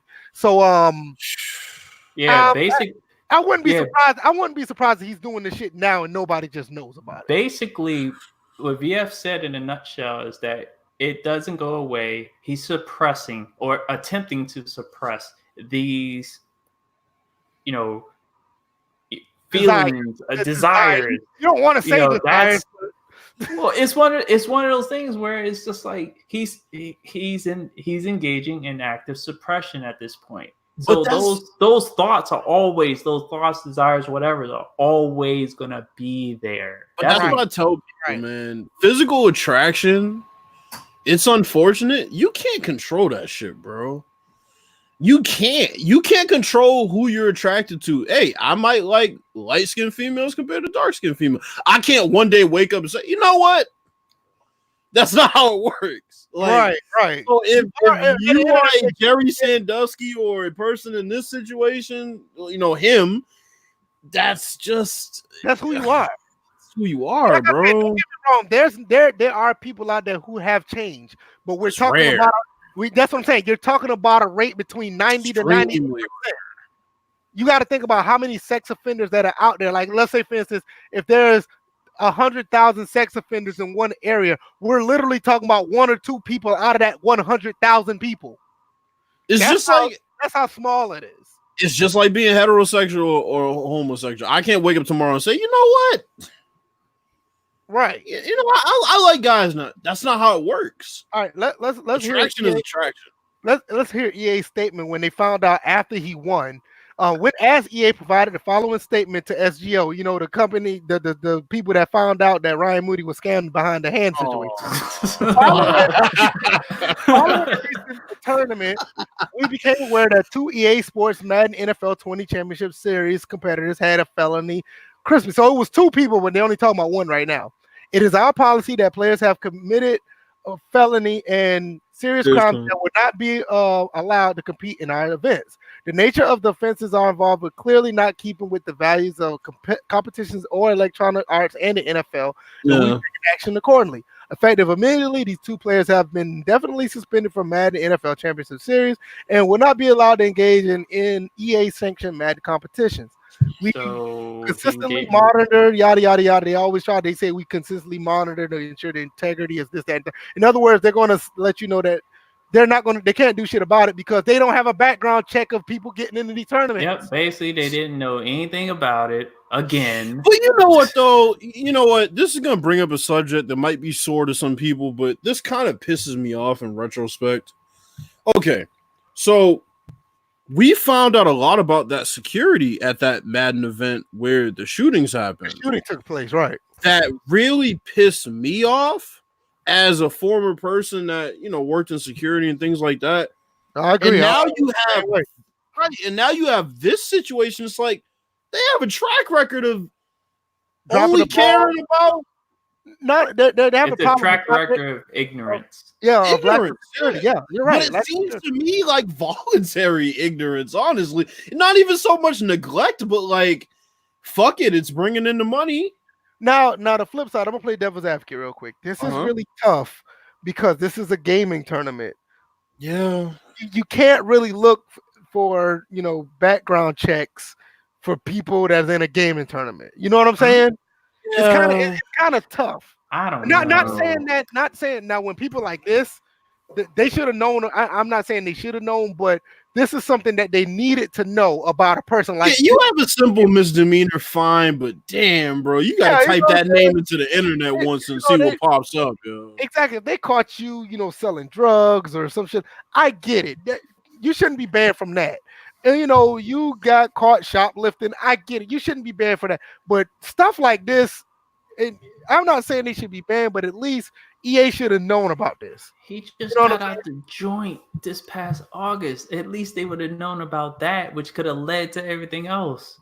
I'm about to say how quick and easy it is to sign up for a tournament. Like he literally had to sign up as soon as he walked out the gates. You know what I'm saying? So like Tiburon was right there when he walked out. Like, here, sign up for this. Yeah. Let me touch on what Ravens Nation. So he said being attracted to light skinned, dark skinned females and being attracted to kids are two different things. Hold on, wait a minute. Go ahead, do it now. Say it now. So Ravens Nation said being attracted to light skinned and dark skinned females and being attracted to kids are two different things. I agree morally, but attraction at the end of the day is still attraction. So the thing is, regardless of what your individual morals are, at the end of the day, if these people are telling themselves it's okay because that's what they're attracted to, we can say it's wrong all we want to, but at the end of the day, that's what they're attracted to. Attraction is not something that you can control. I agree with Ravens Nation. I think I'll put it like that. I think it was just a bad analogy. I mean, I get what Bills was trying to say about the light skin, dark skin thing, and like you changing up. I get it, but I don't think it's. We can all agree it's not on the same parallel as far as. No, of course it's not. I think Ravens Nation was trying to clear that up because we can all agree. We're not going to sit here and say that that's okay. Fine. I'll give you another example. People who like to fuck dogs. There you go. That's a good. It's the same shit. These motherfuckers woke up one day and was like, you know what? I want to fuck dogs. And, and that's what happened. They fuck dogs. So that's just how it goes. So let's ask this question again because I don't think we really don't have an answer. But let's think let's give us a real quick thought about it. How you think they'll be able to combat something like this, or can they combat something like this? They're gonna have to run everybody's name through the internet. It's not Google, even that through the Google machine, or you're gonna have to put in a background check when you when you apply. Do you think they're go ahead, DJ. Yeah, they're gonna have to hire a investigator, just like what jobs do with background checks. They're gonna have to hire somebody like that, and it's gonna cost them money. What about this? Why don't have to necessarily do a necessarily background check? Why don't they just do a informal Google search of every player?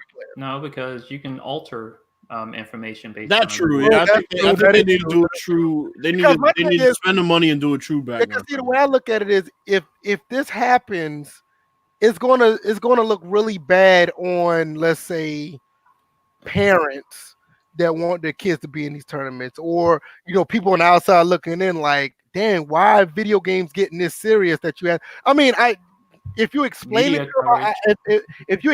to them, like, look, we had a fucking pedophile in our tournament, so we're doing background checks now. I think they'll understand it, but still, it leaves a bad taste in the mouth of the actual tournament. You see what I'm saying? It's like, think of video games, it's all up and up, everybody's happy, it's going to have a good time. You don't think about a fucking pedophile or somebody like that in the tournament. You just don't think about it. But you know what? I mean? But when you publicize, when you become that big and you've created something that is now publicized, you have contracts associated with the NFL over these tournaments, you have to do your due diligence to make sure that the people that could be interviewed, that could be representing not your brand, whether it's the Madden or whether it's the NFL, they're representing their brand. You have to do your due diligence to make sure these background checks are. You're right, DJ. But you know what? Because Ravens Nation made a beautiful point just now, and I was just waiting for you to finish so I could pull it up. Ravens Nation say they make money off these tournaments, so why not do background checks on people who use these tournaments as if it's a real job? That is a brilliant point. Yep, I mentioned it just a second ago. Me and Ravens Nation are on the same wavelength on that. I totally agree. I agree because I didn't think of it like that until now. That is perfect. Like, because at first I like it's gonna be a bad connotation because you have kids watching, kids want to be a part of this. But you're right. People do look at these tournaments as a real job. That is a brilliant point. So I with that being said, I changed my mind. I'm all for it because they do look at it as a real job. Yeah, because how much does the tournament winner win? That is a brilliant point. And I'm not saying that, right. I'm not saying that to be funny or nothing. That is a brilliant point. I never looked at it like that, and he opened my eyes to because even with like Smash tournaments and Street Fighter tournaments and all this other stuff, you got people who do this as a real job, so why not? Yeah. You got people who do YouTube as a real job, so it's just like a lot of those guys, they turn YouTube into these tournament opportunities. Right. You know what? And he's exactly right. I never thought about it like that until now. That is a really good point. Dang. Well, I'm all for putting background checks on these pedophiles. Fuck them. They don't even need to be planning these things anyway. Nasty asses. You want to play with controllers? Here we go. He realizes everything now. The rant comes. You know what I'm saying? You know what? But see, here's another thing. Nasty ass motherfuckers. The little girls ain't got tits yet, and you have. Are you trying? Well, hold on. Yeah, stop. You trying to you gonna get us like banned on YouTube? Especially remember, we got the new rules in place. You gotta. Man, these babies ain't got tits yet, and they want the pictures, man. No, but here's another thing. Going back to the shooting situation, background checks once again. Uh-huh. Well, I think knowing if that kid had some type of history prior to. Now I will say this, Bills. That is a different type of background check. It is. No, it is. I'm not saying that they shouldn't do. Now that particular background check should be. I think more or less security. Yeah, that's more of a security that's background. Physical security right there. Before you come in this bitch, we patting you down. Right. But also,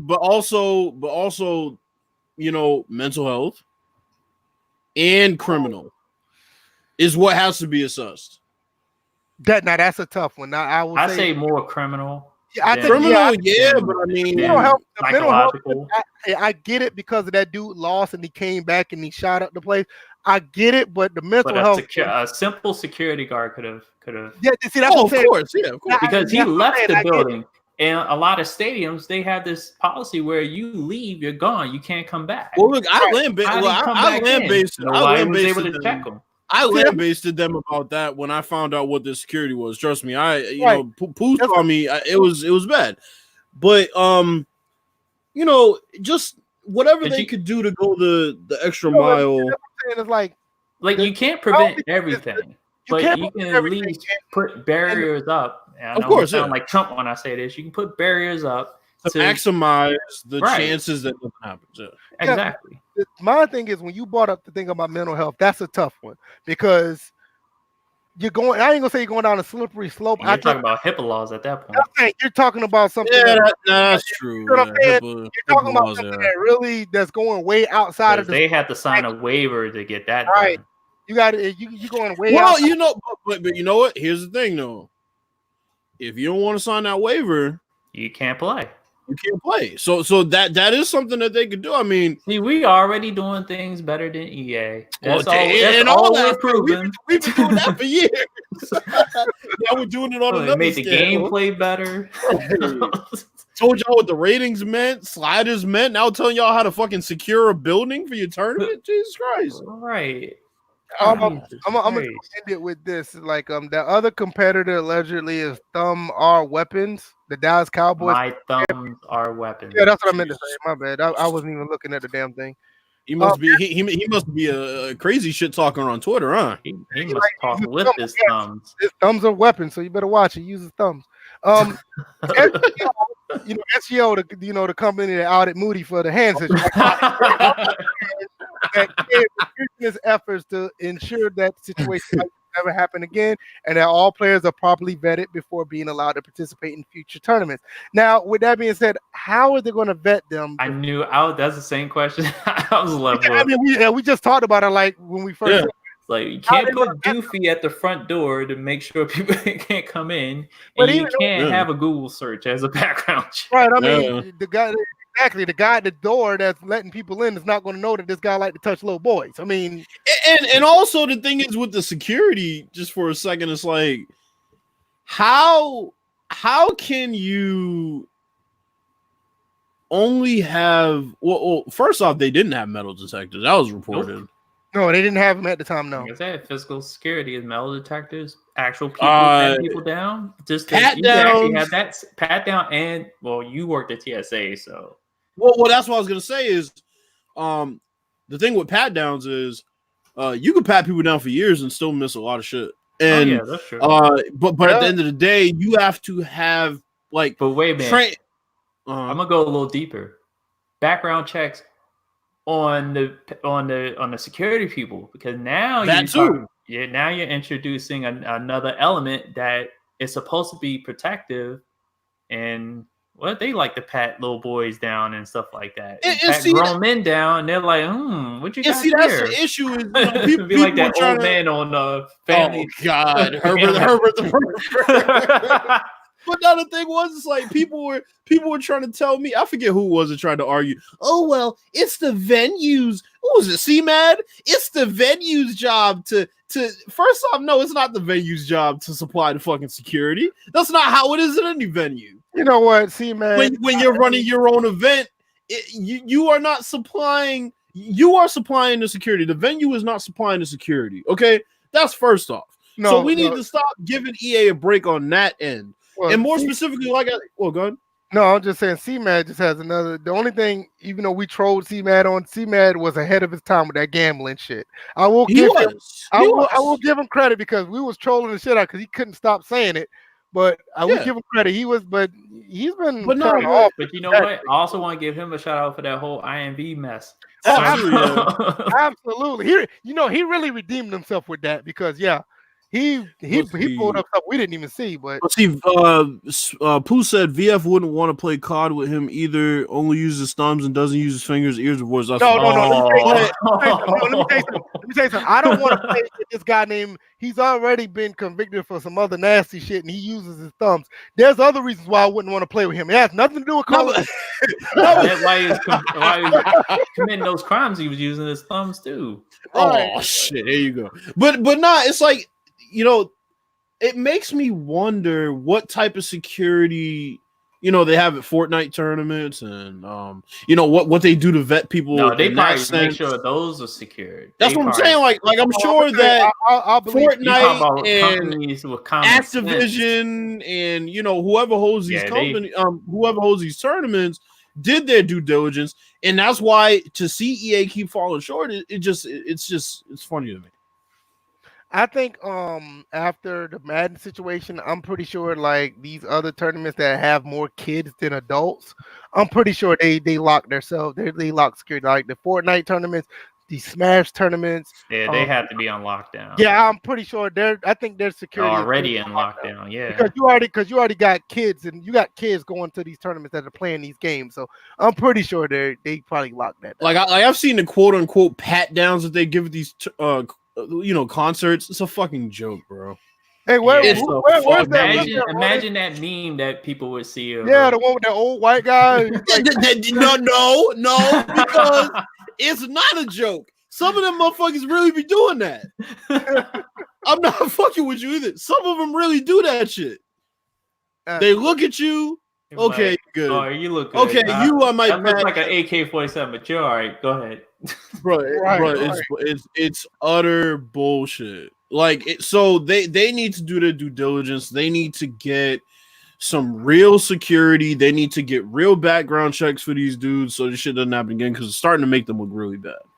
Yeah, it does. I do agree with that. It's just it does kind of have like a bad connotation to it. It needs it, but it does, because you look at video games, you don't think that needs stuff like this, but nowadays you do. Like, I think what Ravens Nation said earlier, right here, he said it's sad that it's resulted in this. We don't need this or a shooting situation again. He's absolutely right. In which there was a shooting situation in a high school in California. So. Right, there was another school shooting today. You know what I mean? It's like, it's crazy. But anything else y'all want to add before we go to our picks? Right now, it looks like the Cleveland Browns are up 14-0 on the Steelers. So yeah, Odell Beckham scored in man-to-man coverage on the first touchdown. So saw somebody say, "Yeah, don't cover him man-to-man." It's like, yeah, of course. Yeah, who said that? And you a fucking tennis player? What the fuck are we doing? Right. Well, hey, if you tell the Madden folks out there, say, well, why is he catching every jump ball? Because he has something called double me. I don't know. Well, anyway, don't talk about them abilities right now. Don't do that. Well, no, we're not doing that. They can get as mad as they want to. I'm sorry, taking them abilities out of the game ain't gonna solve anything. But we're not doing that. We did that last Sunday. We're not doing it again. Yo, these troll pictures I'm seeing.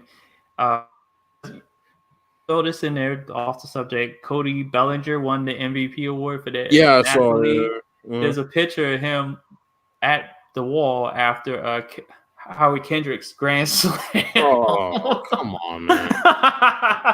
People ain't shit. Man, the troll game with anybody who's been a National fan has been on point. I'm surprised we never got an AP. Yeah, we have. What do you mean?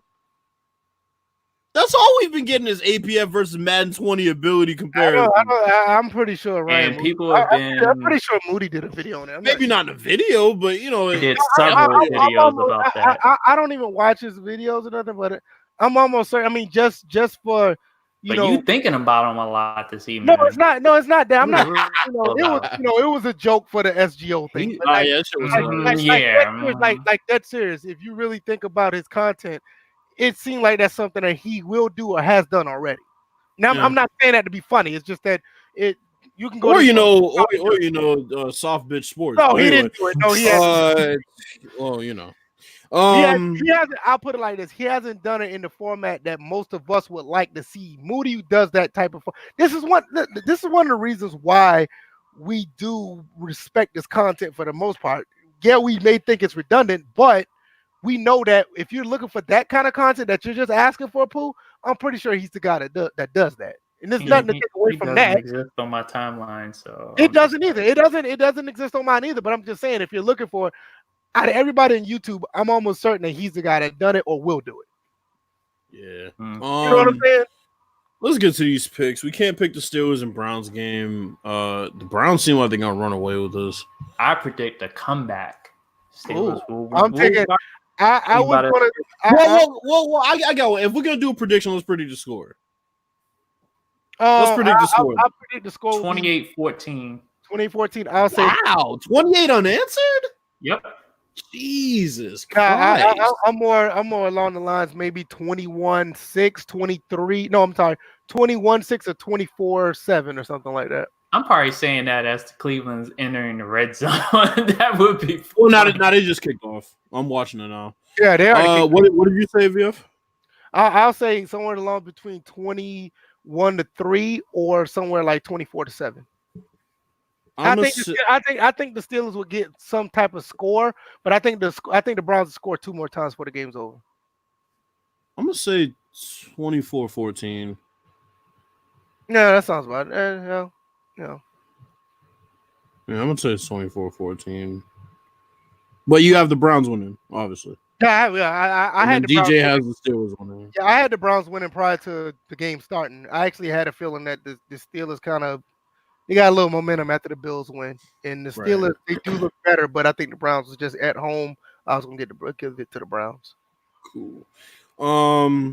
Okay, so we first game we got the Jets at the Redskins. I don't know how to feel about this. I really want to pick the Redskins, but I don't know. Oh man, I'm gonna take the Redskins. I want to pick them. I really do. I'm gonna take the Redskins here.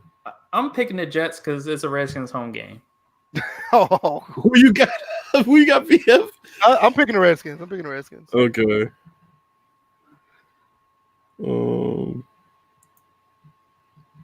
Cool.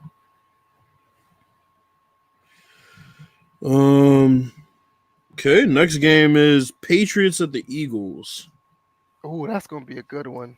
I got the Pats, man. Yeah, Patriots.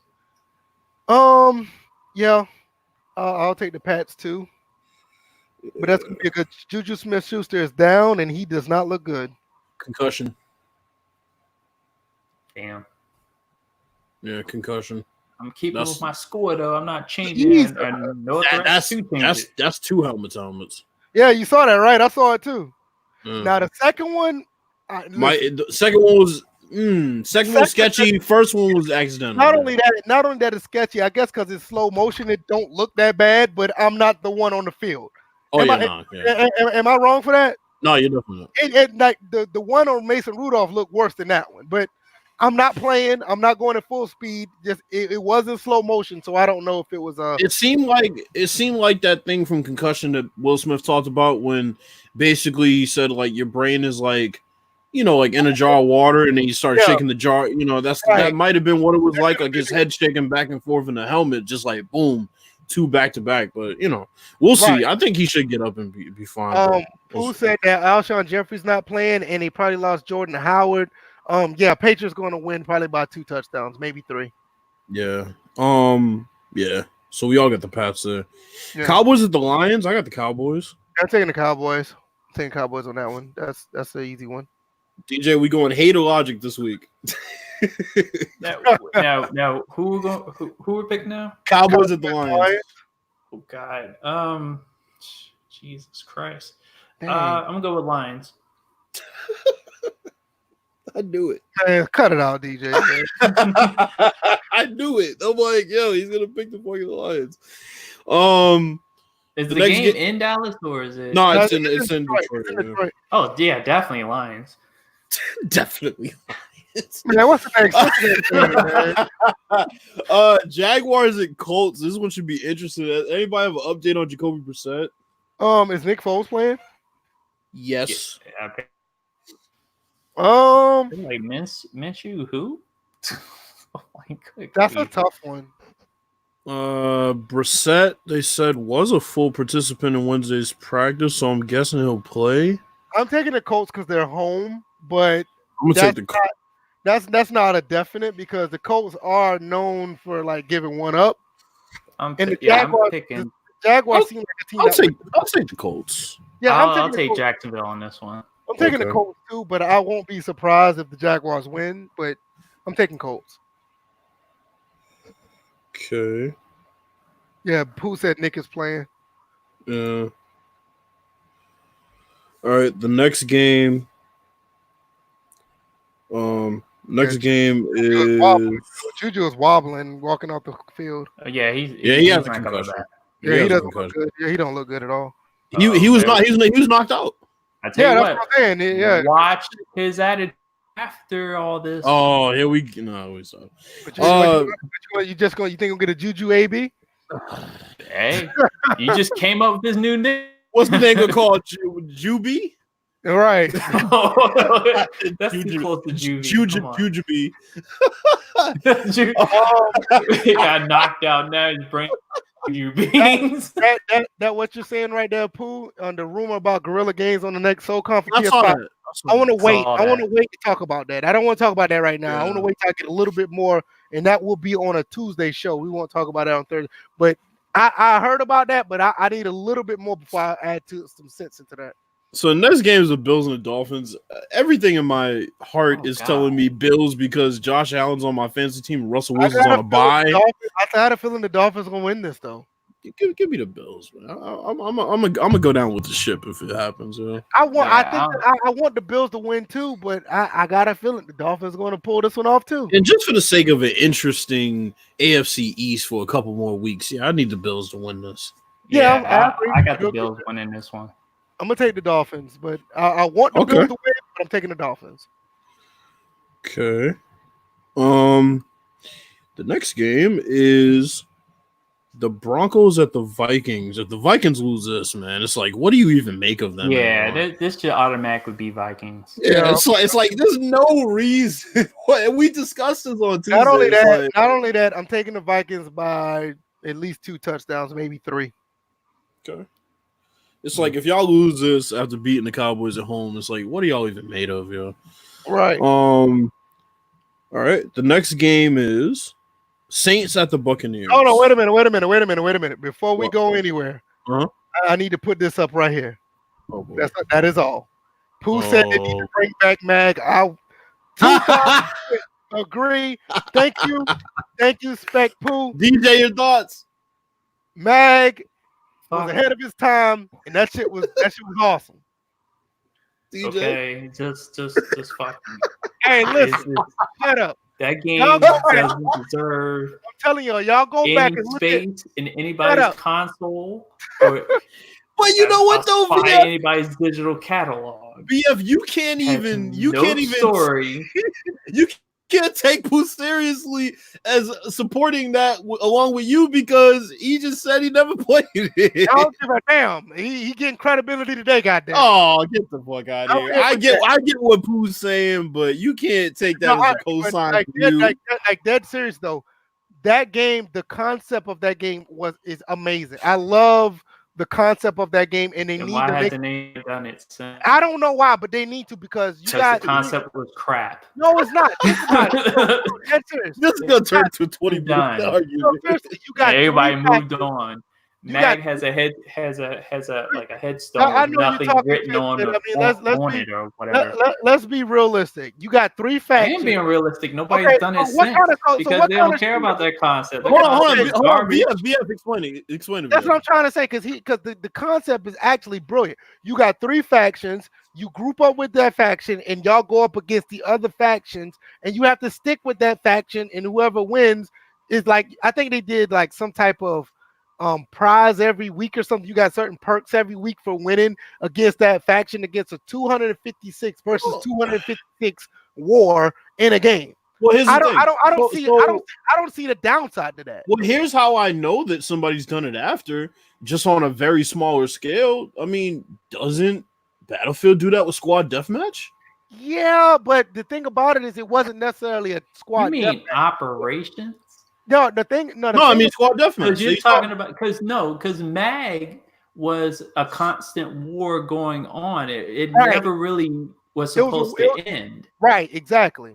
But that's why I'm asking. That's why I'm asking. I never played it. That I could see the concept of a free to play model should have been. Like if Mag would have came out now, it would be a great free to play. But that's Planet Side. The thing about that is also you also had the Side does that. Let me tell you the different type of modes they had. They had a mode where you were on offense and the defense had like bunkers, and the bunkers had turrets on the top, and you actually had to get behind the bunker, set a bomb off, and to blow up each bunker.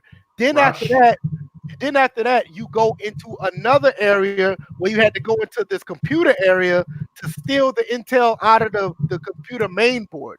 Now, after that, once you passed that, you had to go into another area of the map where you had to shut down their what's the thing called? They had like these oil rigs. You had to blow those up.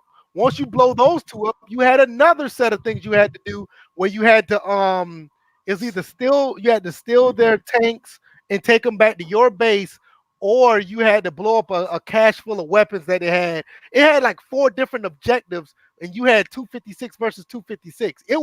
It's a beautiful concept that I'm surprised that nobody does that anymore.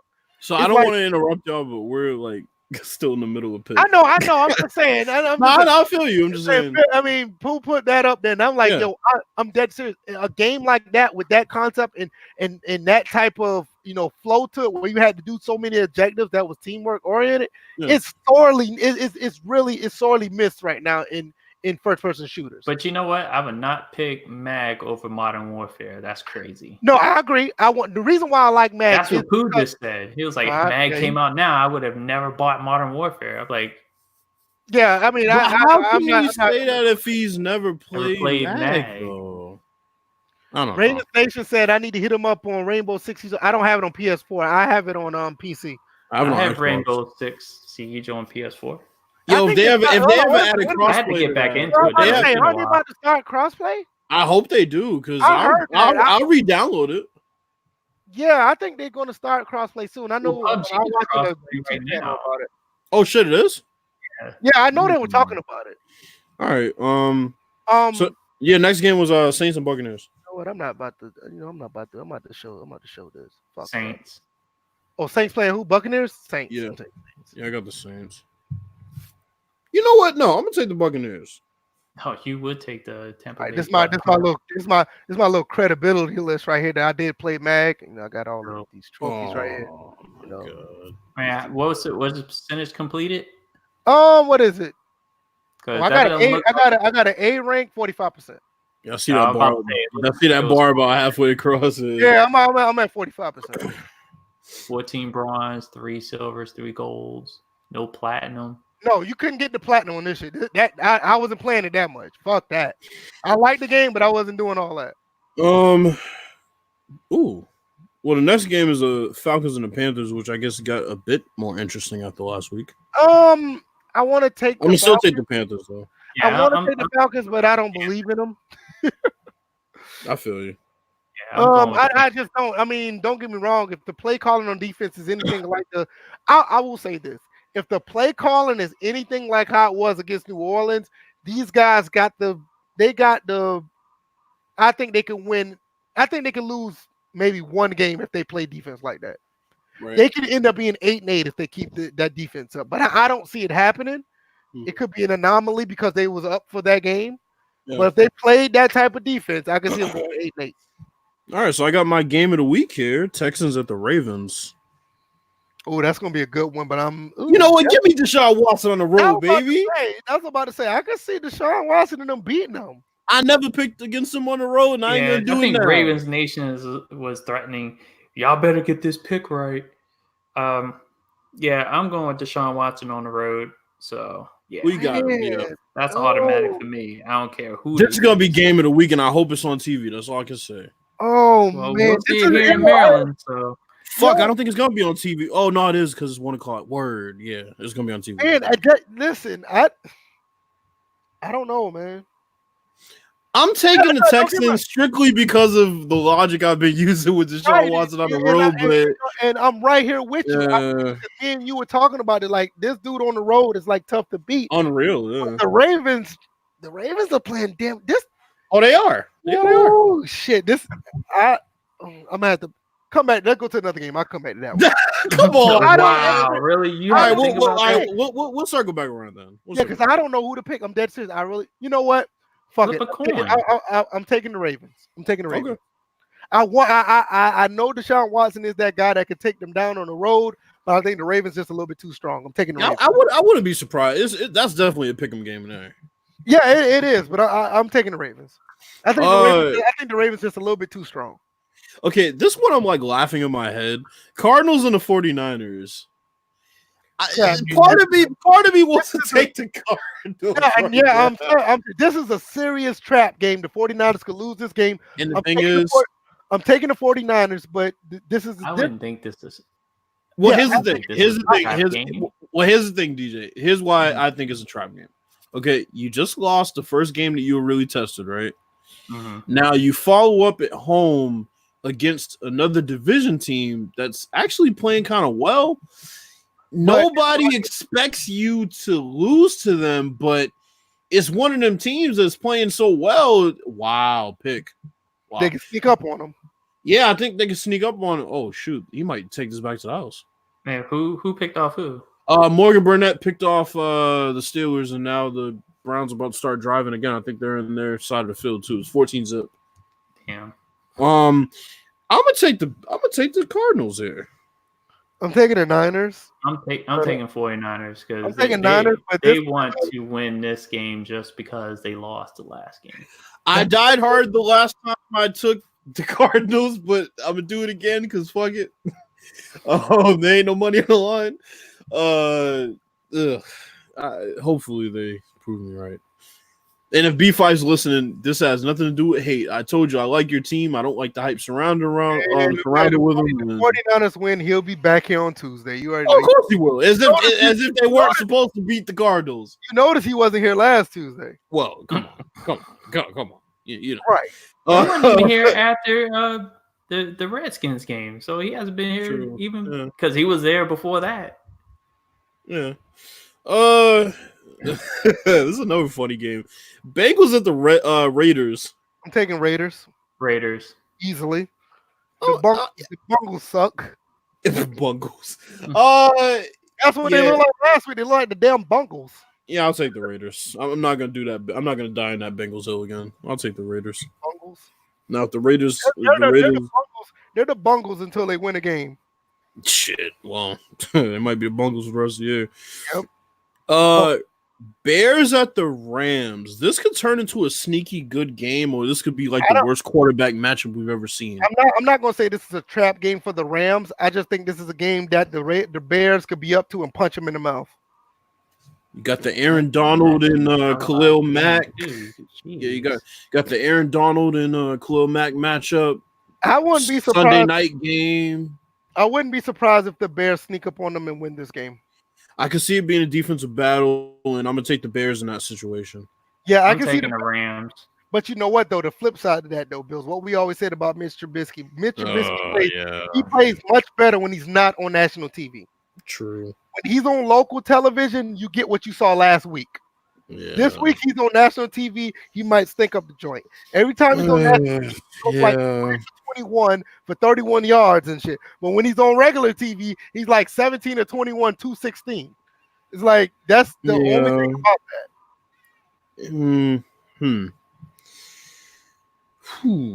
This is a tough one, man. Now, don't it? Because I'm telling you, I'm gonna take the Bears. Like I don't necessarily think Trubisky is a necessarily bad quarterback. I just think he cannot perform when the stage is big. I'll take the Bears. I'm gonna go with. I'm gonna go against conventional wisdom, which would tell me that he's not gonna carry this momentum into the next week. I'm gonna go against that, and I'll take the Bears. I'm gonna stand with you, and I'm gonna take the Bears as well. But we all know how Mr. is when the lights are bright and it's a national televised game. He just can't. He sucks. You said the Rams, DJ? Yeah, okay. I said Rams. And then the last game will be a fucking shootout. It'll be the Monday night game with the Chiefs and the Chargers. Chiefs. Automatically going with the Chiefs on this one. I'm telling you, I could see Mahomes putting up 1 million points again and they lose. Yeah, that's I when it comes to the Chiefs defense, I do not trust the Chiefs in any game. It's very, if they had a little bit of defense, I would say, but you got Phillip Rivers and you got 2 running backs that the Chargers have. And those guys could probably, let's be honest, those guys could probably run up and down the field on the Chiefs because the defense just sucks. This reminds me of the shootout they got in with the Rams. And to be honest with you, if they can run the ball successfully, Pat Mahomes on the sideline.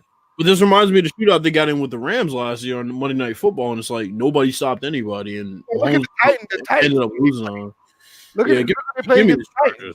I hate putting my faith in the Chargers. I'm gonna take the Chargers. Yeah, I don't want to pick against the Chargers either, but it just that defense the Chiefs have is like, you know what? Shit, can somebody tackle or stop the run or get a tackle for loss? Get something? So DJ has 1, 2, 3, 4, 5, 6 games where he was the lone dog there. So we'll see what happens with this Steelers and Browns game and the rest of them. But that Texans-Ravens game, man. That's going to be a good game. Yeah, I don't think they're going to put it on TV here because the Bills and the fucking Dolphins are playing. You got to learn how to use your internet, yo. I can get any game I want. Yeah, I need to start stealing shit. Pooh will tell you, his pirating ass. I had to send him the link because he was struggling so bad. Oh God, DJ, you found a compilation. Oh, I gotta watch this shit. Wait a minute. Yeah, I was just looking through and I was just like, let me put this in my favorites. Wow. Yeah. You know what? People on the internet is too quick, yo. That's too fast. For them to put that on YouTube in a matter of days, that is fast. Yeah, it's crazy. That's almost equivalent to somebody making up a meme after a team lose. That's fast. You got to think about it. You got to go through. Oh yeah. You got to go through the whole game, all those games to find a compilation of it. Yeah, this video was uploaded 8 hours ago. Right. So, you had to you had to get all the stuff, edit it, splice it together, make sure the quality's good, render it, then upload it. That's fast. I suspect the Dodger fan did it. Anything else y'all got with these picks? I mean, we already said the Texans Ravens might be the game of the week. Anyone that might surprise you that might be just as good? Bears and Rams. I'll say Chiefs and Chargers. Chiefs and Chargers, I think would be pretty good too. Yeah, I think that's going to be another one that's going to be good. Patriots and Eagles might surprise some people. I mean, because it could get competitive if their pass rush gets going. I just don't have faith in the Eagles, man. I don't have faith in them, but I feel like for some reason it might end up getting a little, I don't know. Could be. Our offense has been shaky. Major upset. What you got? Oh, we already made our picks, but I think one upset, even though I picked the Saints, I would not be surprised if the Buccaneers beat them because I took that Bucs upset. Yeah, because Jameis has been playing pretty decent as of late, and they're home, so DJ took the Lions upset. Mm-hmm. You took the Dolphins upset. Yeah. I could see the Dolphins one happening. I don't know about the Lions one. I can see the Dolphins, definitely. That's why I picked them. And I picked the Saints, but I would not be surprised if the Cardinals won. The Cardinals one's going to be funny to me if that happens. Let me tell you something. That would be, but the reason why I say no, because it'll be funny because it's the 49ers, but I would say no because the Cardinals actually been playing good football. The Buccaneers, they just been finding small flashes that show that they're okay. Yeah. But, with them beating the Saints, it'll be almost like the Falcons beating the Saints. The only thing with the Cardinals won. Yeah. The only thing with the Cardinals won is, I just saw them play a couple weeks ago on Monday Night Football, and, 49ers almost just gave that game away. So, right. The Cardinals might give them even more of a problem this time. Who knows? Yeah, I can see that. Mm-hmm. But interesting week of football this week because the past couple of weeks, I don't know, picks have been It's just I don't know. I haven't really cared about these games, to be honest. No, the games for the most part, I think they've been pretty much going as we expected, even though we thought there were going to be some upsets or whatever. But when you look but the past couple of weeks, it's just the matchups have not been, they just haven't been matchups that I've even cared about. But when you look at the outcome of most of these games, it's nothing really surprise you. I think the only thing that really surprised me was the Falcons beating the Saints. Right. But it's but last week, we called out the Seahawks in the 49ers game and obviously lived up. But other than that, the only other game we highlighted was the Panthers and the Packers, and it was just okay. And then you go back to week 9. I mean, what was the best game that week? That I can't even pinpoint one. Looking at the schedule, all of them were low-key trash. Yeah, I guess the 49ers and Cardinals won that they almost, almost snuck out. Yeah, but I mean, geez, this week's a bounce back week. As far as good matchups. Anything else y'all got before we go? I mean, we touched everything. I think this has been another fantastic episode. Oh, Melo. Let's talk about Melo for a quick second. Just quick. What do y'all think? I just don't have nothing for him because he went to the Blazers. It's that's the Blazers. I don't have any thoughts on it myself either. Yeah, but the Blazers are going to be a really good team this year. Their only issue is they were lacking a power forward. He can play power forward, so it's going to be interesting because now Herzonia, who was starting at power forward, now you got Melo either coming off the bench for him or it's going to be interesting. It adds a new.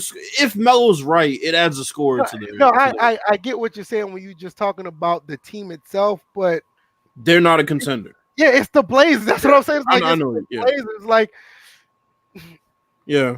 We want to see Carmelo get to a team that has a viable chance to win the chip. I feel you. And I think that's what makes it kind of diminishing. Is Yeah, he got signed. Cool. Then you find out like, oh, it's the Blazers. You know what I'm saying? I think he signed to the Blazers just so we can see that. I guess he can still play. Yeah, because I mean, this not like the last. I don't think this should be the last hurrah for him. It's not like he plays this. I don't think he should play this season and just that's it. This is an audition. This is like Boogie on the Warriors. I totally agree with that. I can agree with that absolutely. I believe that this could be an audition and he can go to a better team next year. But it's just like this team, like damn, I'm low key like thinking like shit. He's better off going to the Spurs. Like shit, at least you'll have like Greg Pop to help you out. But I don't know. It's just like yay, but no.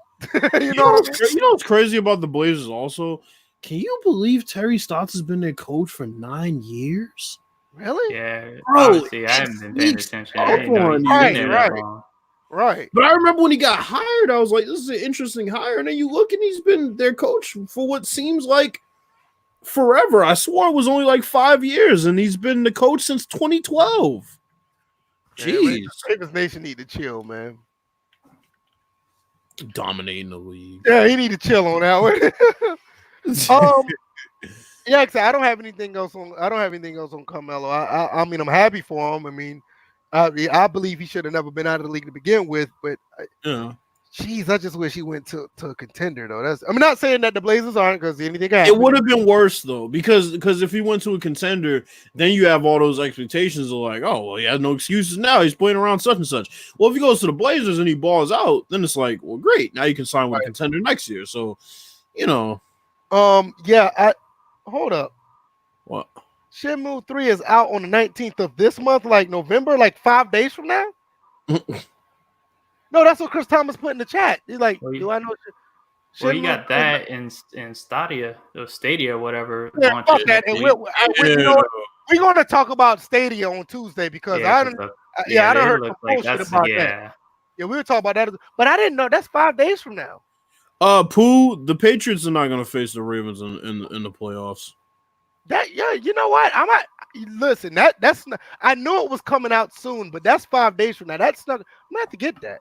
I mean, I already got 1 and 2. I got 1 on Dreamcast, 2 on the original Xbox, and I got the 1 and 2, the collection that's on that came out recently. But the third one, I still don't like the fact that the game is coming out on PlayStation.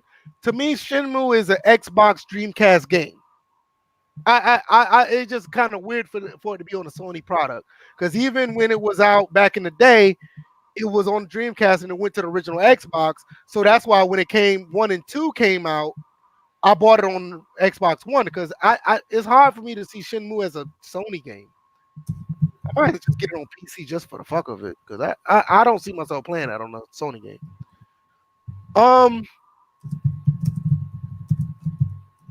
Have I seen the new season? No, I haven't looked at it yet. I have to check Matimio's channel. I watch Matimio's YouTube channel. I usually get all my information on Rainbow Six over there. Yeah, I just don't see Shenmue being a Sony game. That's one thing. That's what, to be honest with you, that's one of the reasons why I didn't back it on Kickstarter, because I think to me it's an Xbox game. It's a Dreamcast game. Nevertheless, anything else y'all got? Pogo? I've been fasting for 6 days. I just can't wait to eat. Honestly, that's all I was. Honestly, that's all I'm thinking about. Oh, by the way, James Conner's also out of this game. So yeah, I saw that. I saw that. He's shoulder. You heard his shoulder earlier. Falling out on the Steelers. Yeah. What about you, DJ? What you got? Well, I got State of Decay 2 up and running. I did episode 3 earlier today. Yeah, I saw that. I saw your live stream. I saw that. I got to the very, very, very, very. Yeah, I saw. I was at work and I noticed the notification on my phone. Yeah, I've been getting that up and running a little bit. I've been wanting to do a State of Decay series of some type. I was thinking about doing the first one like a few years ago, but I just wasn't sure how to set it up through streaming through PC, because to tell you the truth, I've tested out streaming from my PC as far as the games are concerned, but I never wanted to really go through it. Trust me, it's a hassle. I mean, I got this PC right here. It's not the fact that you're trying to stream from it. you need another PC so you can actually check your quality. So that's the problem. It's like if you try to do both at the same time, it's going to eat up your power. I mean, and that's what I think has been going on, because I know in the middle of it, and a lot of times I don't even look at that part. I see it like stutter a bit. So it's just right. Understanding, what I can do, and then also realizing how many kilobytes per second I need to get something that's smooth enough quality. So I realized 10,000 for me works. Yeah.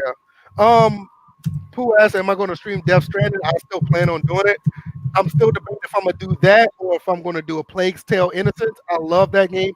I think if anybody comes in to watch a Plague's Tale and watch me watch it, I think it's a very good story. You'll get pulled into it. It's really good.